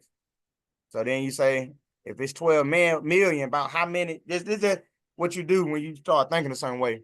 You say, out of them 366 years, about how many people a year had to be transported for that to be what it is. So you say about 34,000 people had to be transported across the land every year. 30, and then about 30 ships per year. When you look at about how many people can be on the ship, and all that kind of stuff. So about 300 ships per year and about 113 voyages per year. Half of the ships were being captured. So if it take 300 ships to do it, but over 1,000 ships were captured, how many ships y'all were building? Then you realize, hey, y'all ain't you eating people? I'm not saying it like that. I'm saying that you couldn't been that advanced like that. So if it take 300 ships per year, he said, well, hundreds of thousands were captured over 10 years. So something you say, damn, I'm just going along with it. I haven't been taught, I haven't been given the basis to challenge it. So I taught it to my children. I taught it, they're going to teach it to their children. So it's perpetuated. But the point was to get you from land ownership. That's the point. Can I ask the question? As long how would this tie in as evidence? Or how could we use this to dispel a claim? How could we use it as evidence, or how could we use this to dispel this claim. Once so- again, this is Brother King Al Bay. He is the chair of the Moorish Investigative Research Committee.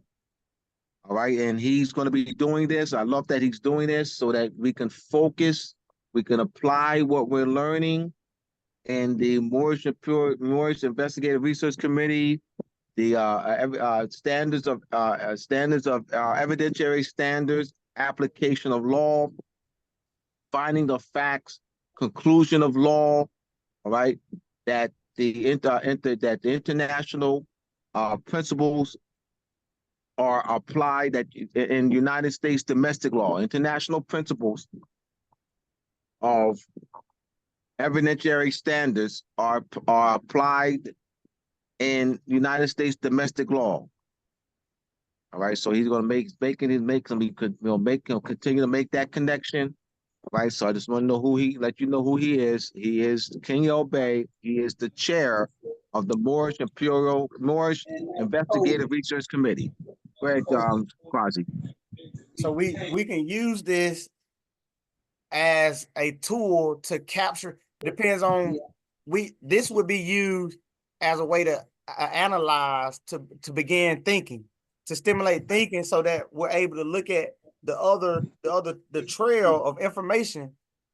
Maybe a lot if I try to pull out a treaty as somebody who's beginning, but I can get them to look at the timeline, just show them a timeline, just something I can show in 5-10 minutes, just to encourage further study, of course, to get them to see the motive behind it. And so the hypothecated number was used to mentally subject us to false information, so that we would see ourselves as lower and inferior, which, we have a right to be properly educated, in the United Nations. So that's not been the case. We haven't been properly educated. So we see crimes against humanity within their own proclamations. But if you may add. Reason why I'm bringing this to our attention as we study, right, is to make us critically think about the information and how to use this information to our advantage in a legal situation. So they made a transatlantic slave trade claim. They made a claim based on lies, false narrative. There is no basis. So this would be considered inadmissible as evidence. Our claim to refute this is showing the dismantling of facts, because they don't have any supporting facts in which no application of law could be applied based on your discovery, right? Because this is a discovery. A discovery is a process that's used to bring out particular facts. So through what you just did is broke down this transatlantic slave trade claim to allow us to start unraveling this false narrative.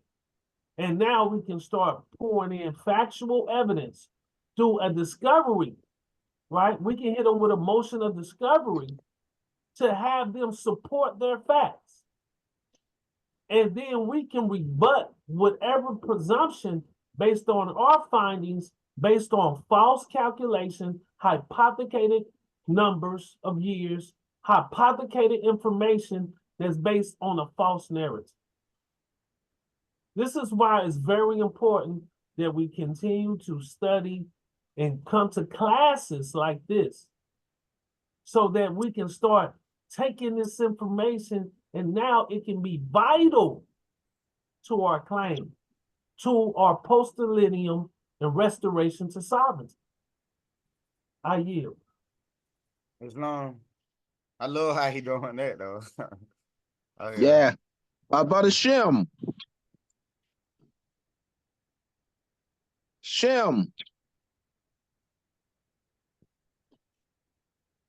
He was with us. He's not with us. I don't see his I don't see Joel Day.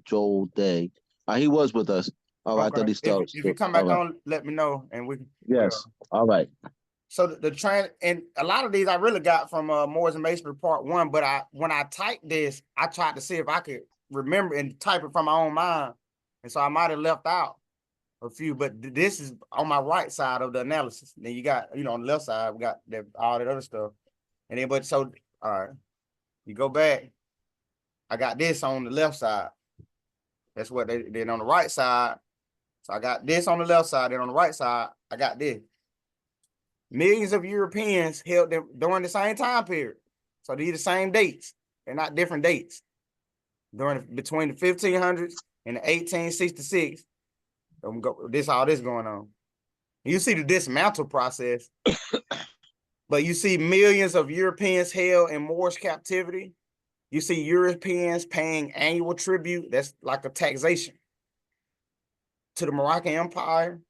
Europeans paying ransom costs for the release of prisoners. You see thousands of a year. And so over time, it's millions. Thousands of European, thousands of European ships captured, over time. You see Europeans' wars with the so-called Indians, a lot of wars.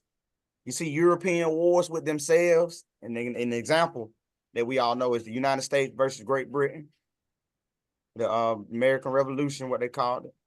And you see European wars with the Ottoman Empire during the same time period. So we got to look at all this to be able to say how they come up with these numbers.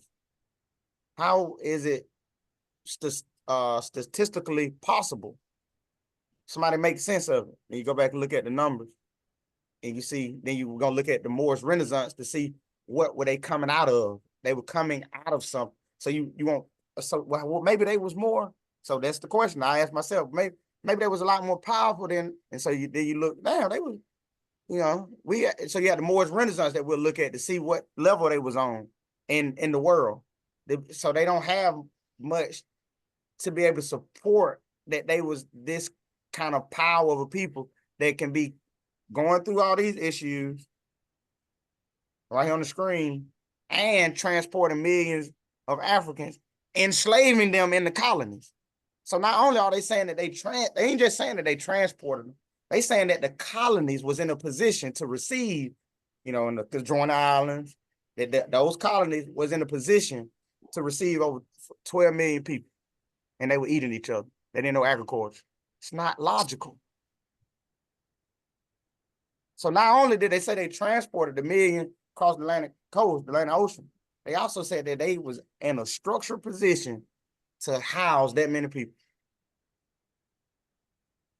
Based on all this going on, it's not statistically logical. And Quasi, I want to address a message in the text. In the chat. Why am I not teaching tonight? This is brother. All right. Why I'm not teaching tonight is a positive thing. Let's look at the positive. Let's look at the positive of why I'm not teaching. This brother Quasi, he's been with us for 2 years. Look where he has developed to be able to study the lessons and able to teach the lessons effectively. This is a positive. Let's look at this as a positive. This is what we are growing others to do. Tomorrow we have a brother Okono. I reached out to brother Okono through TikTok 13 months ago. Look at what he has grown to. So it's positive that I'm not teaching tonight. And as brother Quasi said last week, this just can't be Shimmer myself. That doesn't represent growth. This represents growth. So if I were teaching tonight and Shim and I were the only teachers, that wouldn't be a good thing. Doesn't matter how well Shim and I spit. Doesn't matter how well we spit. It still wouldn't be a good, that's not a positive. 5 years later, Shim and I will be that if Shim and I were still the only teachers, that would not be a positive. That's a negative. That's not a good thing because that does not represent growth. This represents growth. To hear Sister Pecola spit on Moorish Mondays and other platforms and platforms like this. Okono, but we got Brother Messiah, who taught last week, have joined us. Brother King Al Bay, who's the chair of the Moorish Investigative Research Committee. Brother Israel, who was on Moorish Monday 3 weeks ago. Brother Michael Long Bay, whom Sister Pecola and I met in April. He's on the flyer and for the August lecture. That represents growth. You don't want Shim and I to be the only teachers. So it's a good thing that Shim and I are not teaching tonight or tomorrow night because we have Brother Kono. It's a good thing. It's a good, Sister Mia Moore, who did a wonderful lesson over just before the conference 2 months ago. She's going to be back on Moorish Monday in a couple weeks. That represents growth. So I want us to look at why am I not teaching tonight as a positive. You don't want me to be just teaching. I'm stepping back and preparing others to teach. I'm pouring all that I have in y'all. All that I know, I'm pouring into our people. So I want to thank Brother Quasi, Sister Pecola, Okono, Sister Mia Moore, Brother Michael, Brother Israel, Messiah, and others, as we will continue to grow 30, 40, 50 teachers, writers, consuls, ambassadors, 100, 200, 300 writers, teachers, consuls, curriculum developers, ambassadors, consul generals, vice consuls, charge d'affaires, judges, viziers, vizier of vice, prime ministers, which are vizier of vice, to grow 1,000, 2,000, 5,000, 10,000. So it's positive that I'm not teaching tonight. I'm just this is great. I'm loving this. Thank you, Brother Quasi, for taking the mantle. For as I rang the bell, ding, Brother Quasi came out of the seat. I rang the bell, Kola came out of the seat. Rang the bell, Kono out of the seat. Israel, Mia Moore, Michael, ETC. Rang the bell, they answered the call. Thank you again for answering the call. It's long. Appreciate you. Appreciate you. So the Moorish Renaissance, I'm gonna try to flow through this just so we ain't got to come back to this. And you also can research the Moorish Renaissance. The Moorish Renaissance in Spain. But the reason I wanted to do this, because in my mind, what came to my mind was, what if they was, as I was learning, what if they was more powerful? Then maybe they could do all this. And so it led me to the Moorish Renaissance. And so this is their dark ages and them coming into a body politic, something to be recognized with the family of nations. And so 15 facts about the Moors you probably never heard. Number one is the 1711 AD Moorish invasion, how they worded it, was a major clash of cultures. The threat faced by Christian Spain across the Strait of Gibraltar, and you see the Strait of Gibraltar on the screen, was vastly different from anything they had encountered before. The Moors, represented a distinct and unfamiliar culture, completely separated from the Europe. So it's different to them. They the ones saying it, it's to them, so this for them. The Muslim Moors represented a distinct and unfamiliar culture completely separate from the European Christian world. As a result of this clash of cultures, a new distinct set of traditions and customs quickly emerged. Even today, the Moors' influence on Spain is palpable, with traces of their culture evident in everyday aspects, including language, food, and architecture. Though the initial clash between Islam and Christianity was hostile, it ultimately served as a wellspring of inspiration, leaving an enduring legacy that continues to shape Spanish culture to this day. It's coming from them.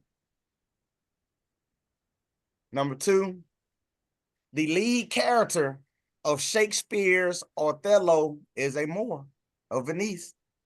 Shakespeare's Othello, also known as the Moor of Venice, centers around a noble Moorish general in the employ of the Vietnam Army. This play demonstrates that even during Shakespeare's time, the Moors remained an object of fascination in Europe due to their exotic appearance and distinct culture. Moreover, the historic city of Othello suggests that the Moors were highly skilled and capable of attending prestigious positions throughout Europe, irrespective of their origin or religion. I remember, so the transatlantic slave trade ain't happening right now. We looking at their position, what was going on with them leading up to that. They never were, they just now coming into power, but making us think that it been like that so that we get timid and think that they just got it in a headlock type thing. The Moors introduced numerous new vegetables and fruits and vegetables to Europe. The Moors introduced a variety of fruits and vegetables that were previously unknown. So that means something. They got to mean something. And thus deemed exotic novelties. These items included peaches, lemons, oranges, saffron, cotton, rice, but they make, you know how they associate cotton with, you know, like that, but they didn't even know about it. Rice, silk, sugar, cane, apricots, figs, dates, pomegranates, and many others. Although commonplace today, during the Middle Ages, these items were almost alien to the Spanish.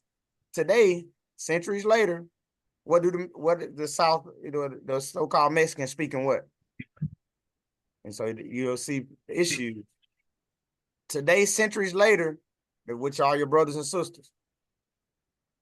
Today, centuries later, they have become staples of Spanish production and diet. Number 4, well, then go back to this. So you just reanalyzing, you're looking at this, and you're going back. And, you know, you start to look at, they talking about cloth and guns and metals and alcohol. They just started learning about half of this stuff. Number 4, the Arabic numerals we use today. So you got Roman numerals, 1 to 100. Even their numeric system was evolved through with the Moors. Numbers that they use today was through evolution of the Moors Renaissance. So the Arabic numerals we use today were brought to Europe by the Moors. The classic numbers we all use and love today. So we couldn't even build to do that because they didn't have knowledge of numbers and how to use them. So now you're looking at architecture. They didn't do that. They didn't have that in the right way. And they didn't have it the way the Moors had it.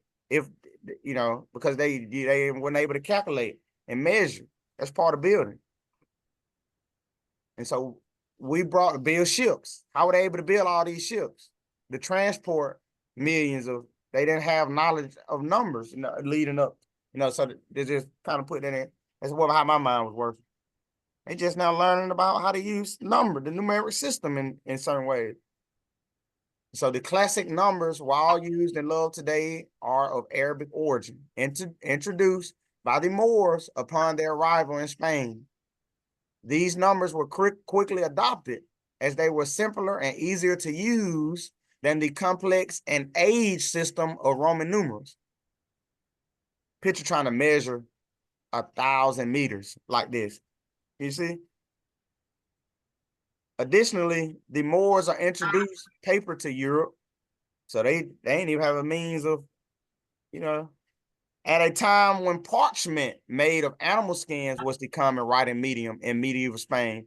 This was a major development essential for the progress of European civilization. The Moors were several steps ahead of medieval Europe. So you'll see in the Iberian Peninsula, so they needed, this is measured, this is precise.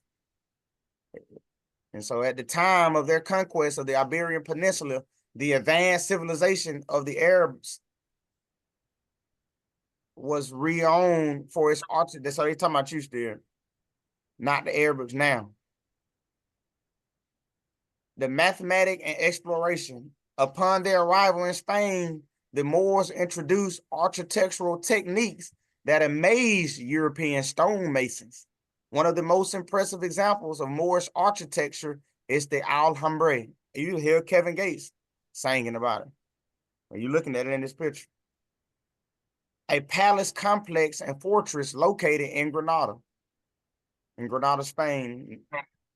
Construction began in 1238, and it surpassed any similar palace in grandeur and beauty. Today, it remains one of the best preserved palaces of the Islamic world. Same people over here, they made it seem like we were, run around on horses with sheets, and we ain't know nothing. That's what they portrayed through all this. They mentally, they abused you mentally, they bruised you on how to look at your ancestors. So that's a weapon. They abused the way you look at your grandma, the way you look at your great-great-granddad. They abused the way you looked at your mom and dad and made it a negative. That's an attack. As if you run around with arrows. That's all y'all, we had going on, throwing arrows, with a rock, trying to start a fire, coming on slave ship, didn't know nothing. That's an abuse.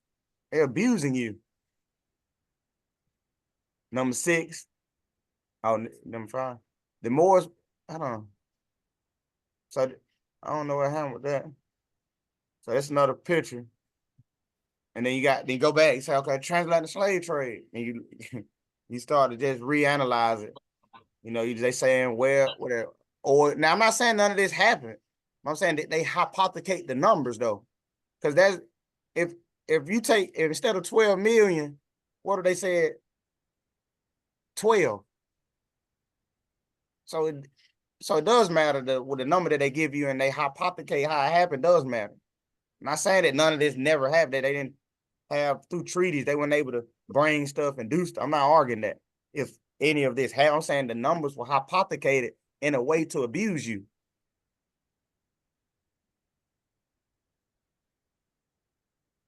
Number 6, chess spread throughout Europe thanks to the Moors. Even though chess is over 1,500 years old, it was first introduced to Europe in its current form by the Moors. You actually had a chess where you had 4 people would play chess. It was a bigger, more squares. You had one person on each side, but this is the one we look at today. So you playing against 3 other people. It quickly became popular and swept across Europe's courts and society. In medieval Spain, chess was a popular game of strategy and patience. The first written mention of chess in Spain dates back to 1010 AD in the Catalonian Testament, introduced by the Moors. Dr. Broker T. Coleman, the Moors taught Europeans everything. And so you got number 7, the Moors were very strict about hygiene. You strict now, like erasing your mind that you're a Moor. I'm just saying, just you looking at, you strict now about your hygiene. When you make sure your child bathe, you need to put this on. So you just, you strict about that. So you just looking at, this ain't nothing you didn't know. Or, you like to be clean and smell good. The proof is in the pudding. The Moors were known for their love of cleanliness, with a popular saying claiming that a Moor would rather go without bread than without soap. Due to their traditions and their rigors of their religion, the Moors were fond of looking spike and span, and encouraged frequent bathing. So they had to encourage it, meaning it went like that. In the Moorish town of Cordoba, there were around 900 public baths. This allowed for proper hygiene during a time when plumbing and running water were not yet widely available. Some sources also claim that the Moors brought some form of soap to Europe, introducing a new era of cleanliness. And then they talking about a couple hundred years later, you know, they taking 12 million African Moors, basically, you know. But it's all, you know, we'll begin to see the point. But this is the basis of how they got the children groomed and got us ready to be told we in the state of Georgia. They got you ready to be told that you're in the state of New York.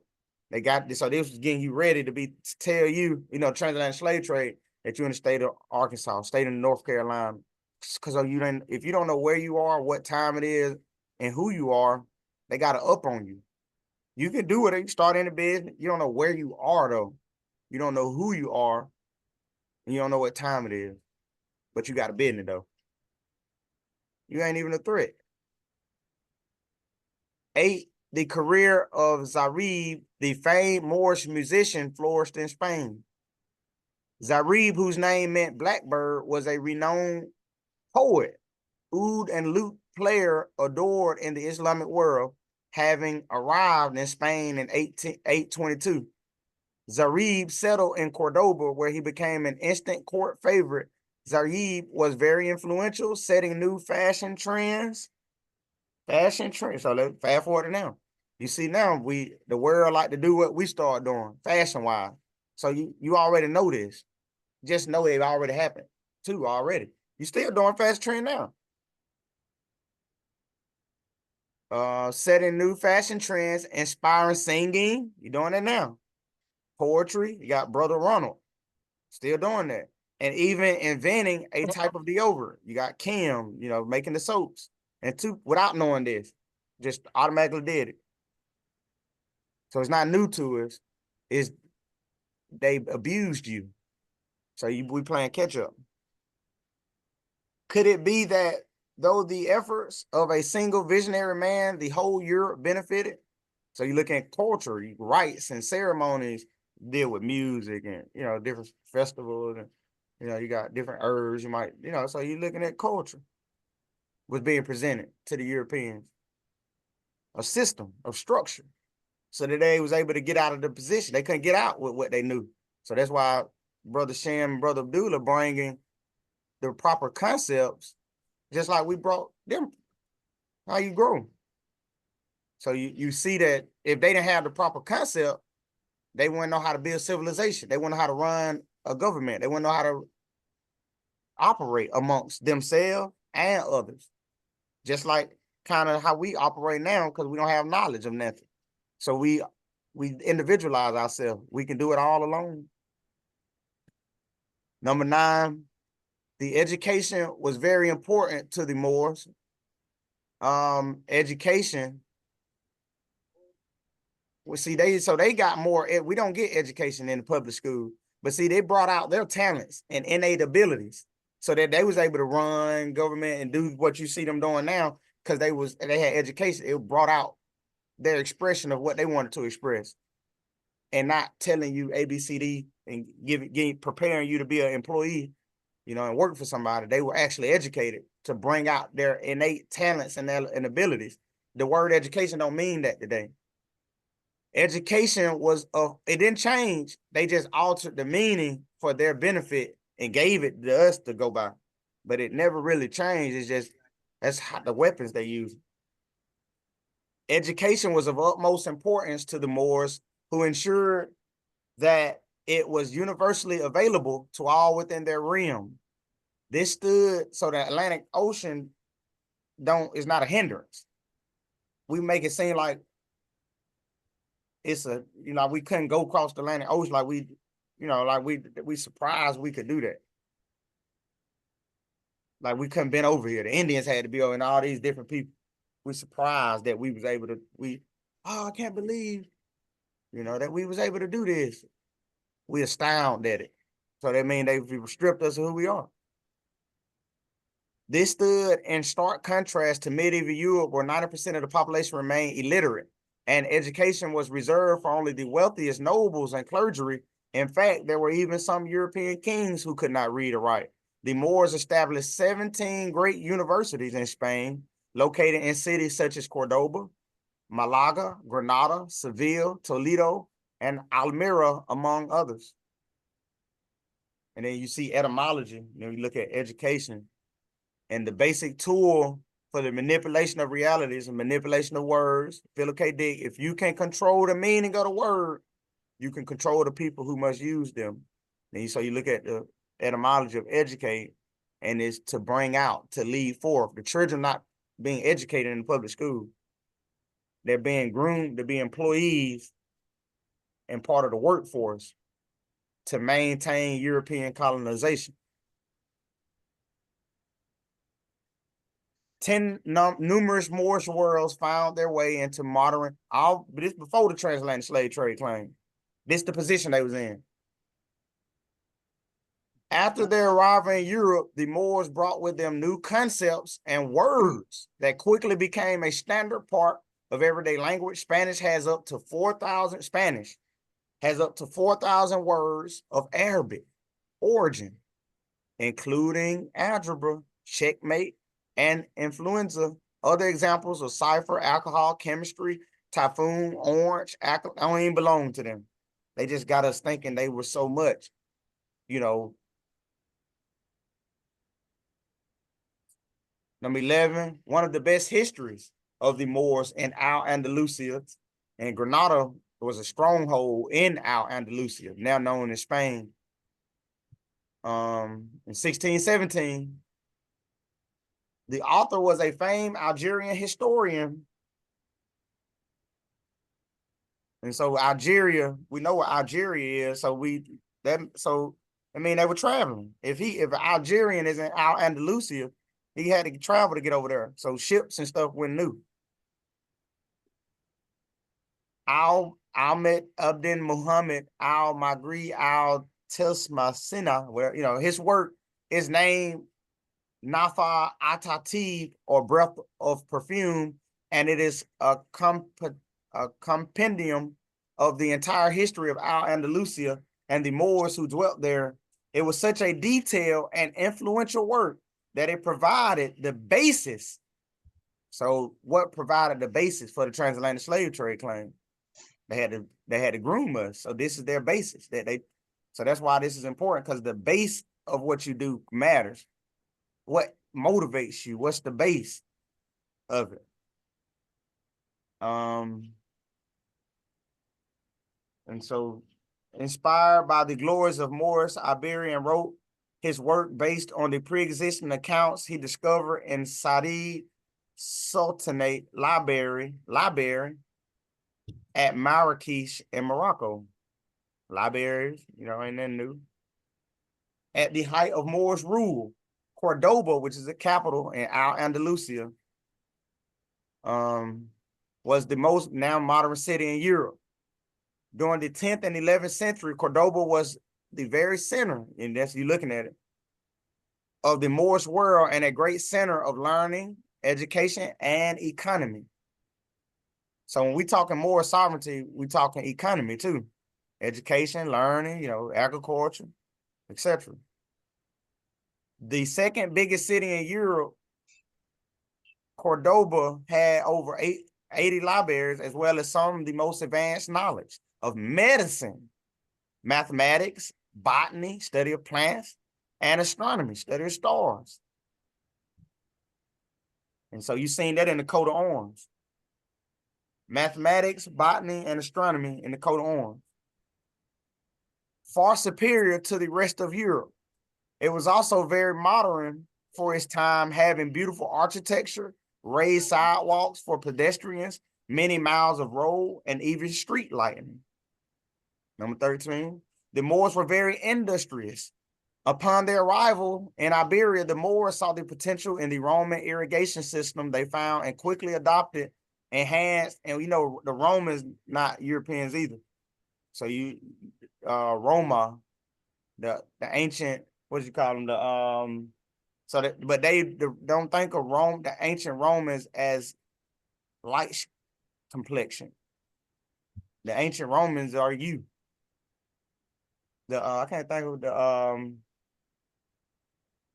can't think of what they were called, the Etruscans. Etruscans. Etruscans, yeah.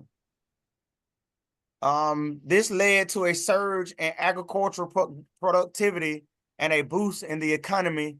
They were also able to cultivate new crops they brought with them, such as lemon, or we talked about in Europe, all thanks to the Moors' innovative and irrigation techniques. 14, when you go back to this, you're looking at this again, and leading up to this. So all this going on before this wasn't happening. So this, we just looking at their back, right? We're doing a background check like they do when you go apply for a job. They do a background check on you. We're doing a background check on Europeans. The more they do it to you, the Moors greatly transformed. And so it ain't out of a negative perspective. Like, oh, it's just a background check. Like when you go get a job, you get a background check so they can see what you about. So this is what they were. It ain't about if I like them or not. The Moors greatly, it had nothing to do with that. This just what happened. This just what was going on. So this their background. The Moors greatly transferred Spanish cuisine. Spices were a rare commodity for Europeans, and their food was often considered bland. The Moors changed that by bringing over hundreds of unique spices, new recipes. And I know people now who like to cook. They love it. And they cook good stuff. It's already in you. This culinary revolution it's not new that you yourself a good cooker. It just, you already was that. On all levels, military, and teaching, agriculture, etc. This culinary revolution gave rise to many wondrous dishes that we still enjoy today. We had some Moroccan food at the Moors conference that we had in Philadelphia. It was great food. The Moor spice markets were famous for their variety, offering choice for cooks of all styles. The colors and smells of these medieval markets must have been truly incredible. And then number 15, the Moors had a major impact on the European Renaissance. There was a European Renaissance where, so they was able to express what was taught to them. They was able to pull out their innate talents and abilities after we taught them. Thanks to the introduction of arts, education, astronomy, mathematics, and music, the Moors greatly enhanced existing European culture. Their architecture was a whirlwind of color and detail. Their cuisine, a typhoon of spices and flavors. Their music, enigmatic and exotic. Their fashion, a sense of unique and flamboyant, and the Moors brought a vibrant splash of color to an otherwise gray medieval Europe, despite being invaders, so they say, whose arrival often brought death and suffering. Their greatest contribution was the infusion of artistic and cultural richness that transformed the region. And then you got the Moors. The European Renaissance was a period of cultural, artistic, political, and political. The European Renaissance, so this 17th, 14th century, so this before the transatlantic slave trade. They started looking to political stuff based off of what the Moors taught them. It led them to cultural, artistic, political, and economic rebirth as if they already had it. But so some of this typed up by them, all of it, for what I presented on from the source was 15 facts about the Moors. You probably never heard those, what I meant when I said by them. Just this part. And but it generally took place from the 14th century to the 17th century. The Renaissance promoted the rediscovery of classical philosophy, literature, and art. The period is most strongly associated with the Italian city of Florence. And so then, boom, you go back and look at this. So then you got a basis to challenge it. You look at the 13 colonies. Then you look at they weren't in position to receive that many folks. Even in the 1700s. When the first colony was in 1607, 1606, Virginia colony, 1600s, early 1600s, they were eating each other. So how were they in a position to be able to have that many people? You begin to ask more questions now. And so that's the end of that. We would do in the second Wednesday of July, we're going to do a recap. And then the fourth Wednesday of July, we're going to go into silent weapons for a quiet war and color of law, and how they're using weapons as a tool to maintain colonization of our land and annexation.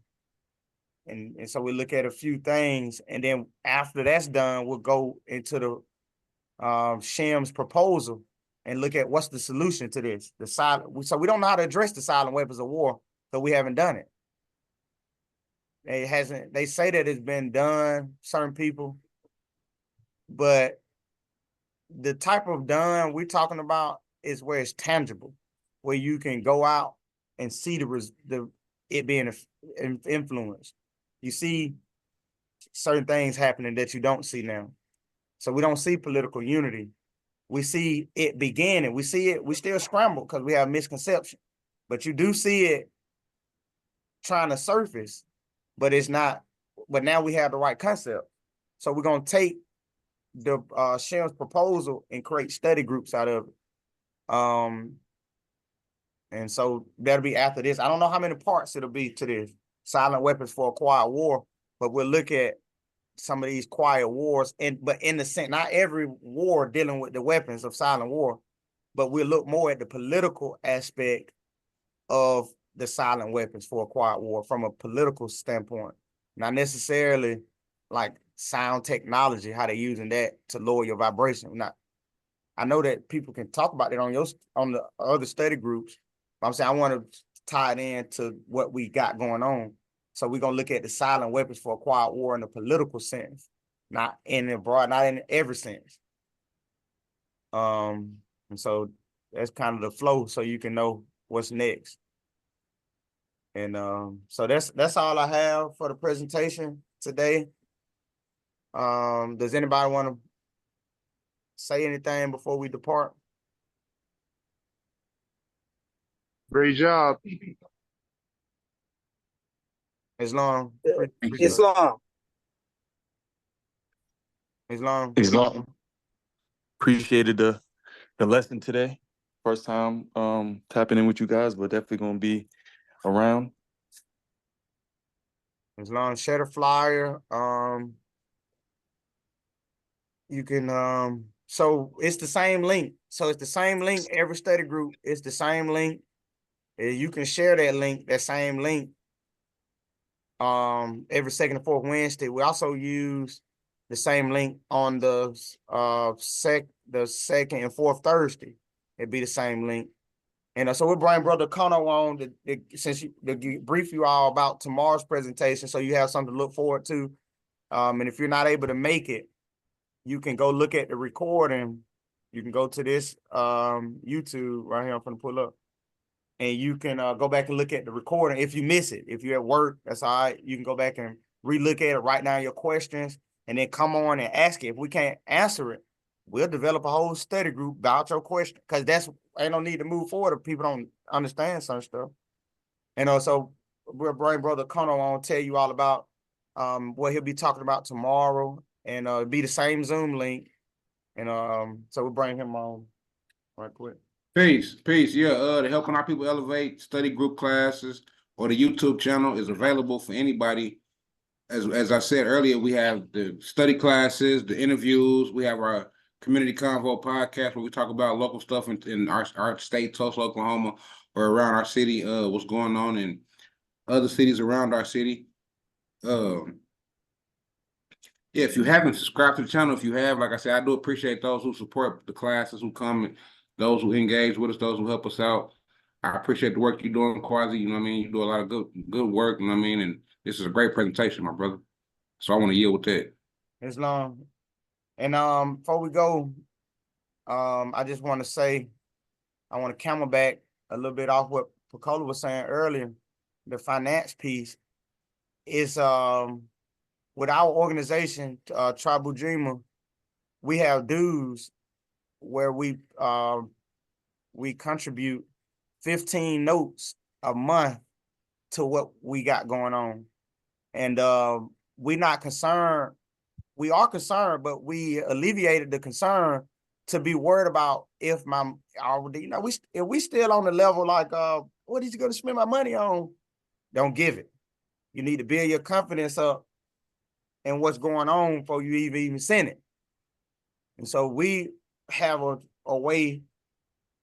The way is having an Excel spreadsheet of the finance. So we have an Excel spreadsheet where we list the dues. If a person pays 15 notes for the month, we log the month, the person who paid it, and at the end, it shows the amount that they've paid to date. So like 6 months go by, it'll show to date that individual person, how much they've contributed to the movement. And it'd be each category. So this type of stuff that is needed to build your trust in sending the finance. You won't send it unless you can ask the question and comfortably know where it was spent. So there'll be like a committee and we agree what the finance will be spent on. And so then if you come and say, I want to file a motion to be able to look in detail what the finance been going. We had 10,000 a day, now we got 5,000. What happened?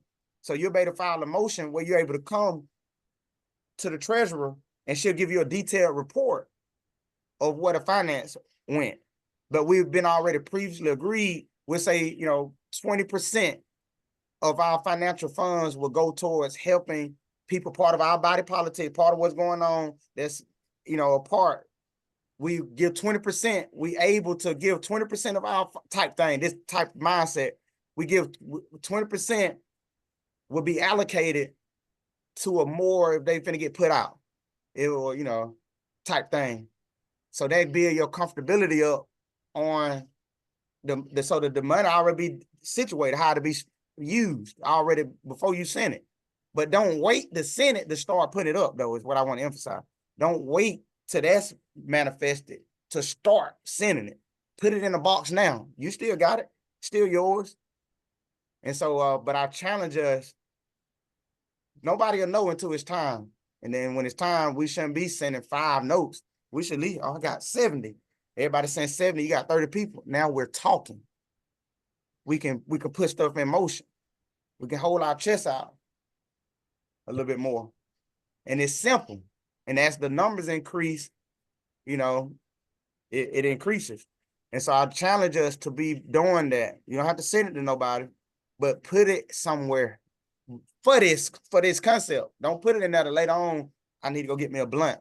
I need to go buy me a bottle. I need to go get me a beer. I need to go even pay a bill. It's not for that. We got to come to that level, not for to pay the bill.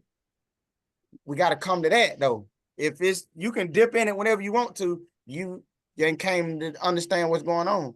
You're still learning, but I'm saying it don't go to pay. It's not for gas. It's not for your daughter's birthday. I got to talk like this. It's not for that. We got to come to maturity today to put stuff in categories. That's what it's for. It's not for your daughter's birthday. It's not for your dinner. It's to push the movement. And we got to come to maturity to decipher the importance of that. Because later that will help with your daughter's birthday. In the later times, because you won't be paying so much out in other ways because you've been on re-establish, your structure. So I challenge us to do that, to put, every study group, I don't care if it's a quarter, just put something right on the envelope. Treaty of Liberty, whatever you want to put on there. And then start sowing that seed in the unseen world. Just keep sowing it. Don't worry about when it's going to happen. Don't just sow it. Just keep sowing it. 50 cents. One note, 10 notes, 20 notes, 100 notes. you know. And if we all actually do that, not just talk about it, just get on. I like the presentation. Good job. It don't mean nothing. It encourages me. I appreciate it. But I'm saying after that, you know, we got to continue. We got to be consistent. We got to have a structure. We got to fund it, you know, and different things. So I challenge you all to just put back a note for something even tomorrow. Don't you have to say it that you did it. You can say it. Say, I remember y'all, I put back 2 notes. So you can say it. In the study groups, at the end of the study group, during the study group, just say, y'all remember, I just put a note back in my box. I put 50. You ain't got to go into detail how you did, just so to encourage people. You know, just say it. Yeah, I put $1. I put 1 note. And then over time, you can take that same concept and use it throughout your home. You know, your navigation day coming up next year. Don't wait to the year up. Go ahead and start, so you won't always feel like you can't celebrate. This came up. It's the day. Your navigation next year, start saving for it now. You know, type thing. Get it. We gotta get into this projecting ourselves forward, thinking ahead on all levels. You know, so that it won't be so much pressure. And then starting more study groups. We, you know, 2-3 months go by, you have been on new enough to at least create 1 study group. And then you pick a day. You say, once a month, I'm gonna do this study group. And then, you know, but that's all I got, you all. Peace and love. See you all tomorrow.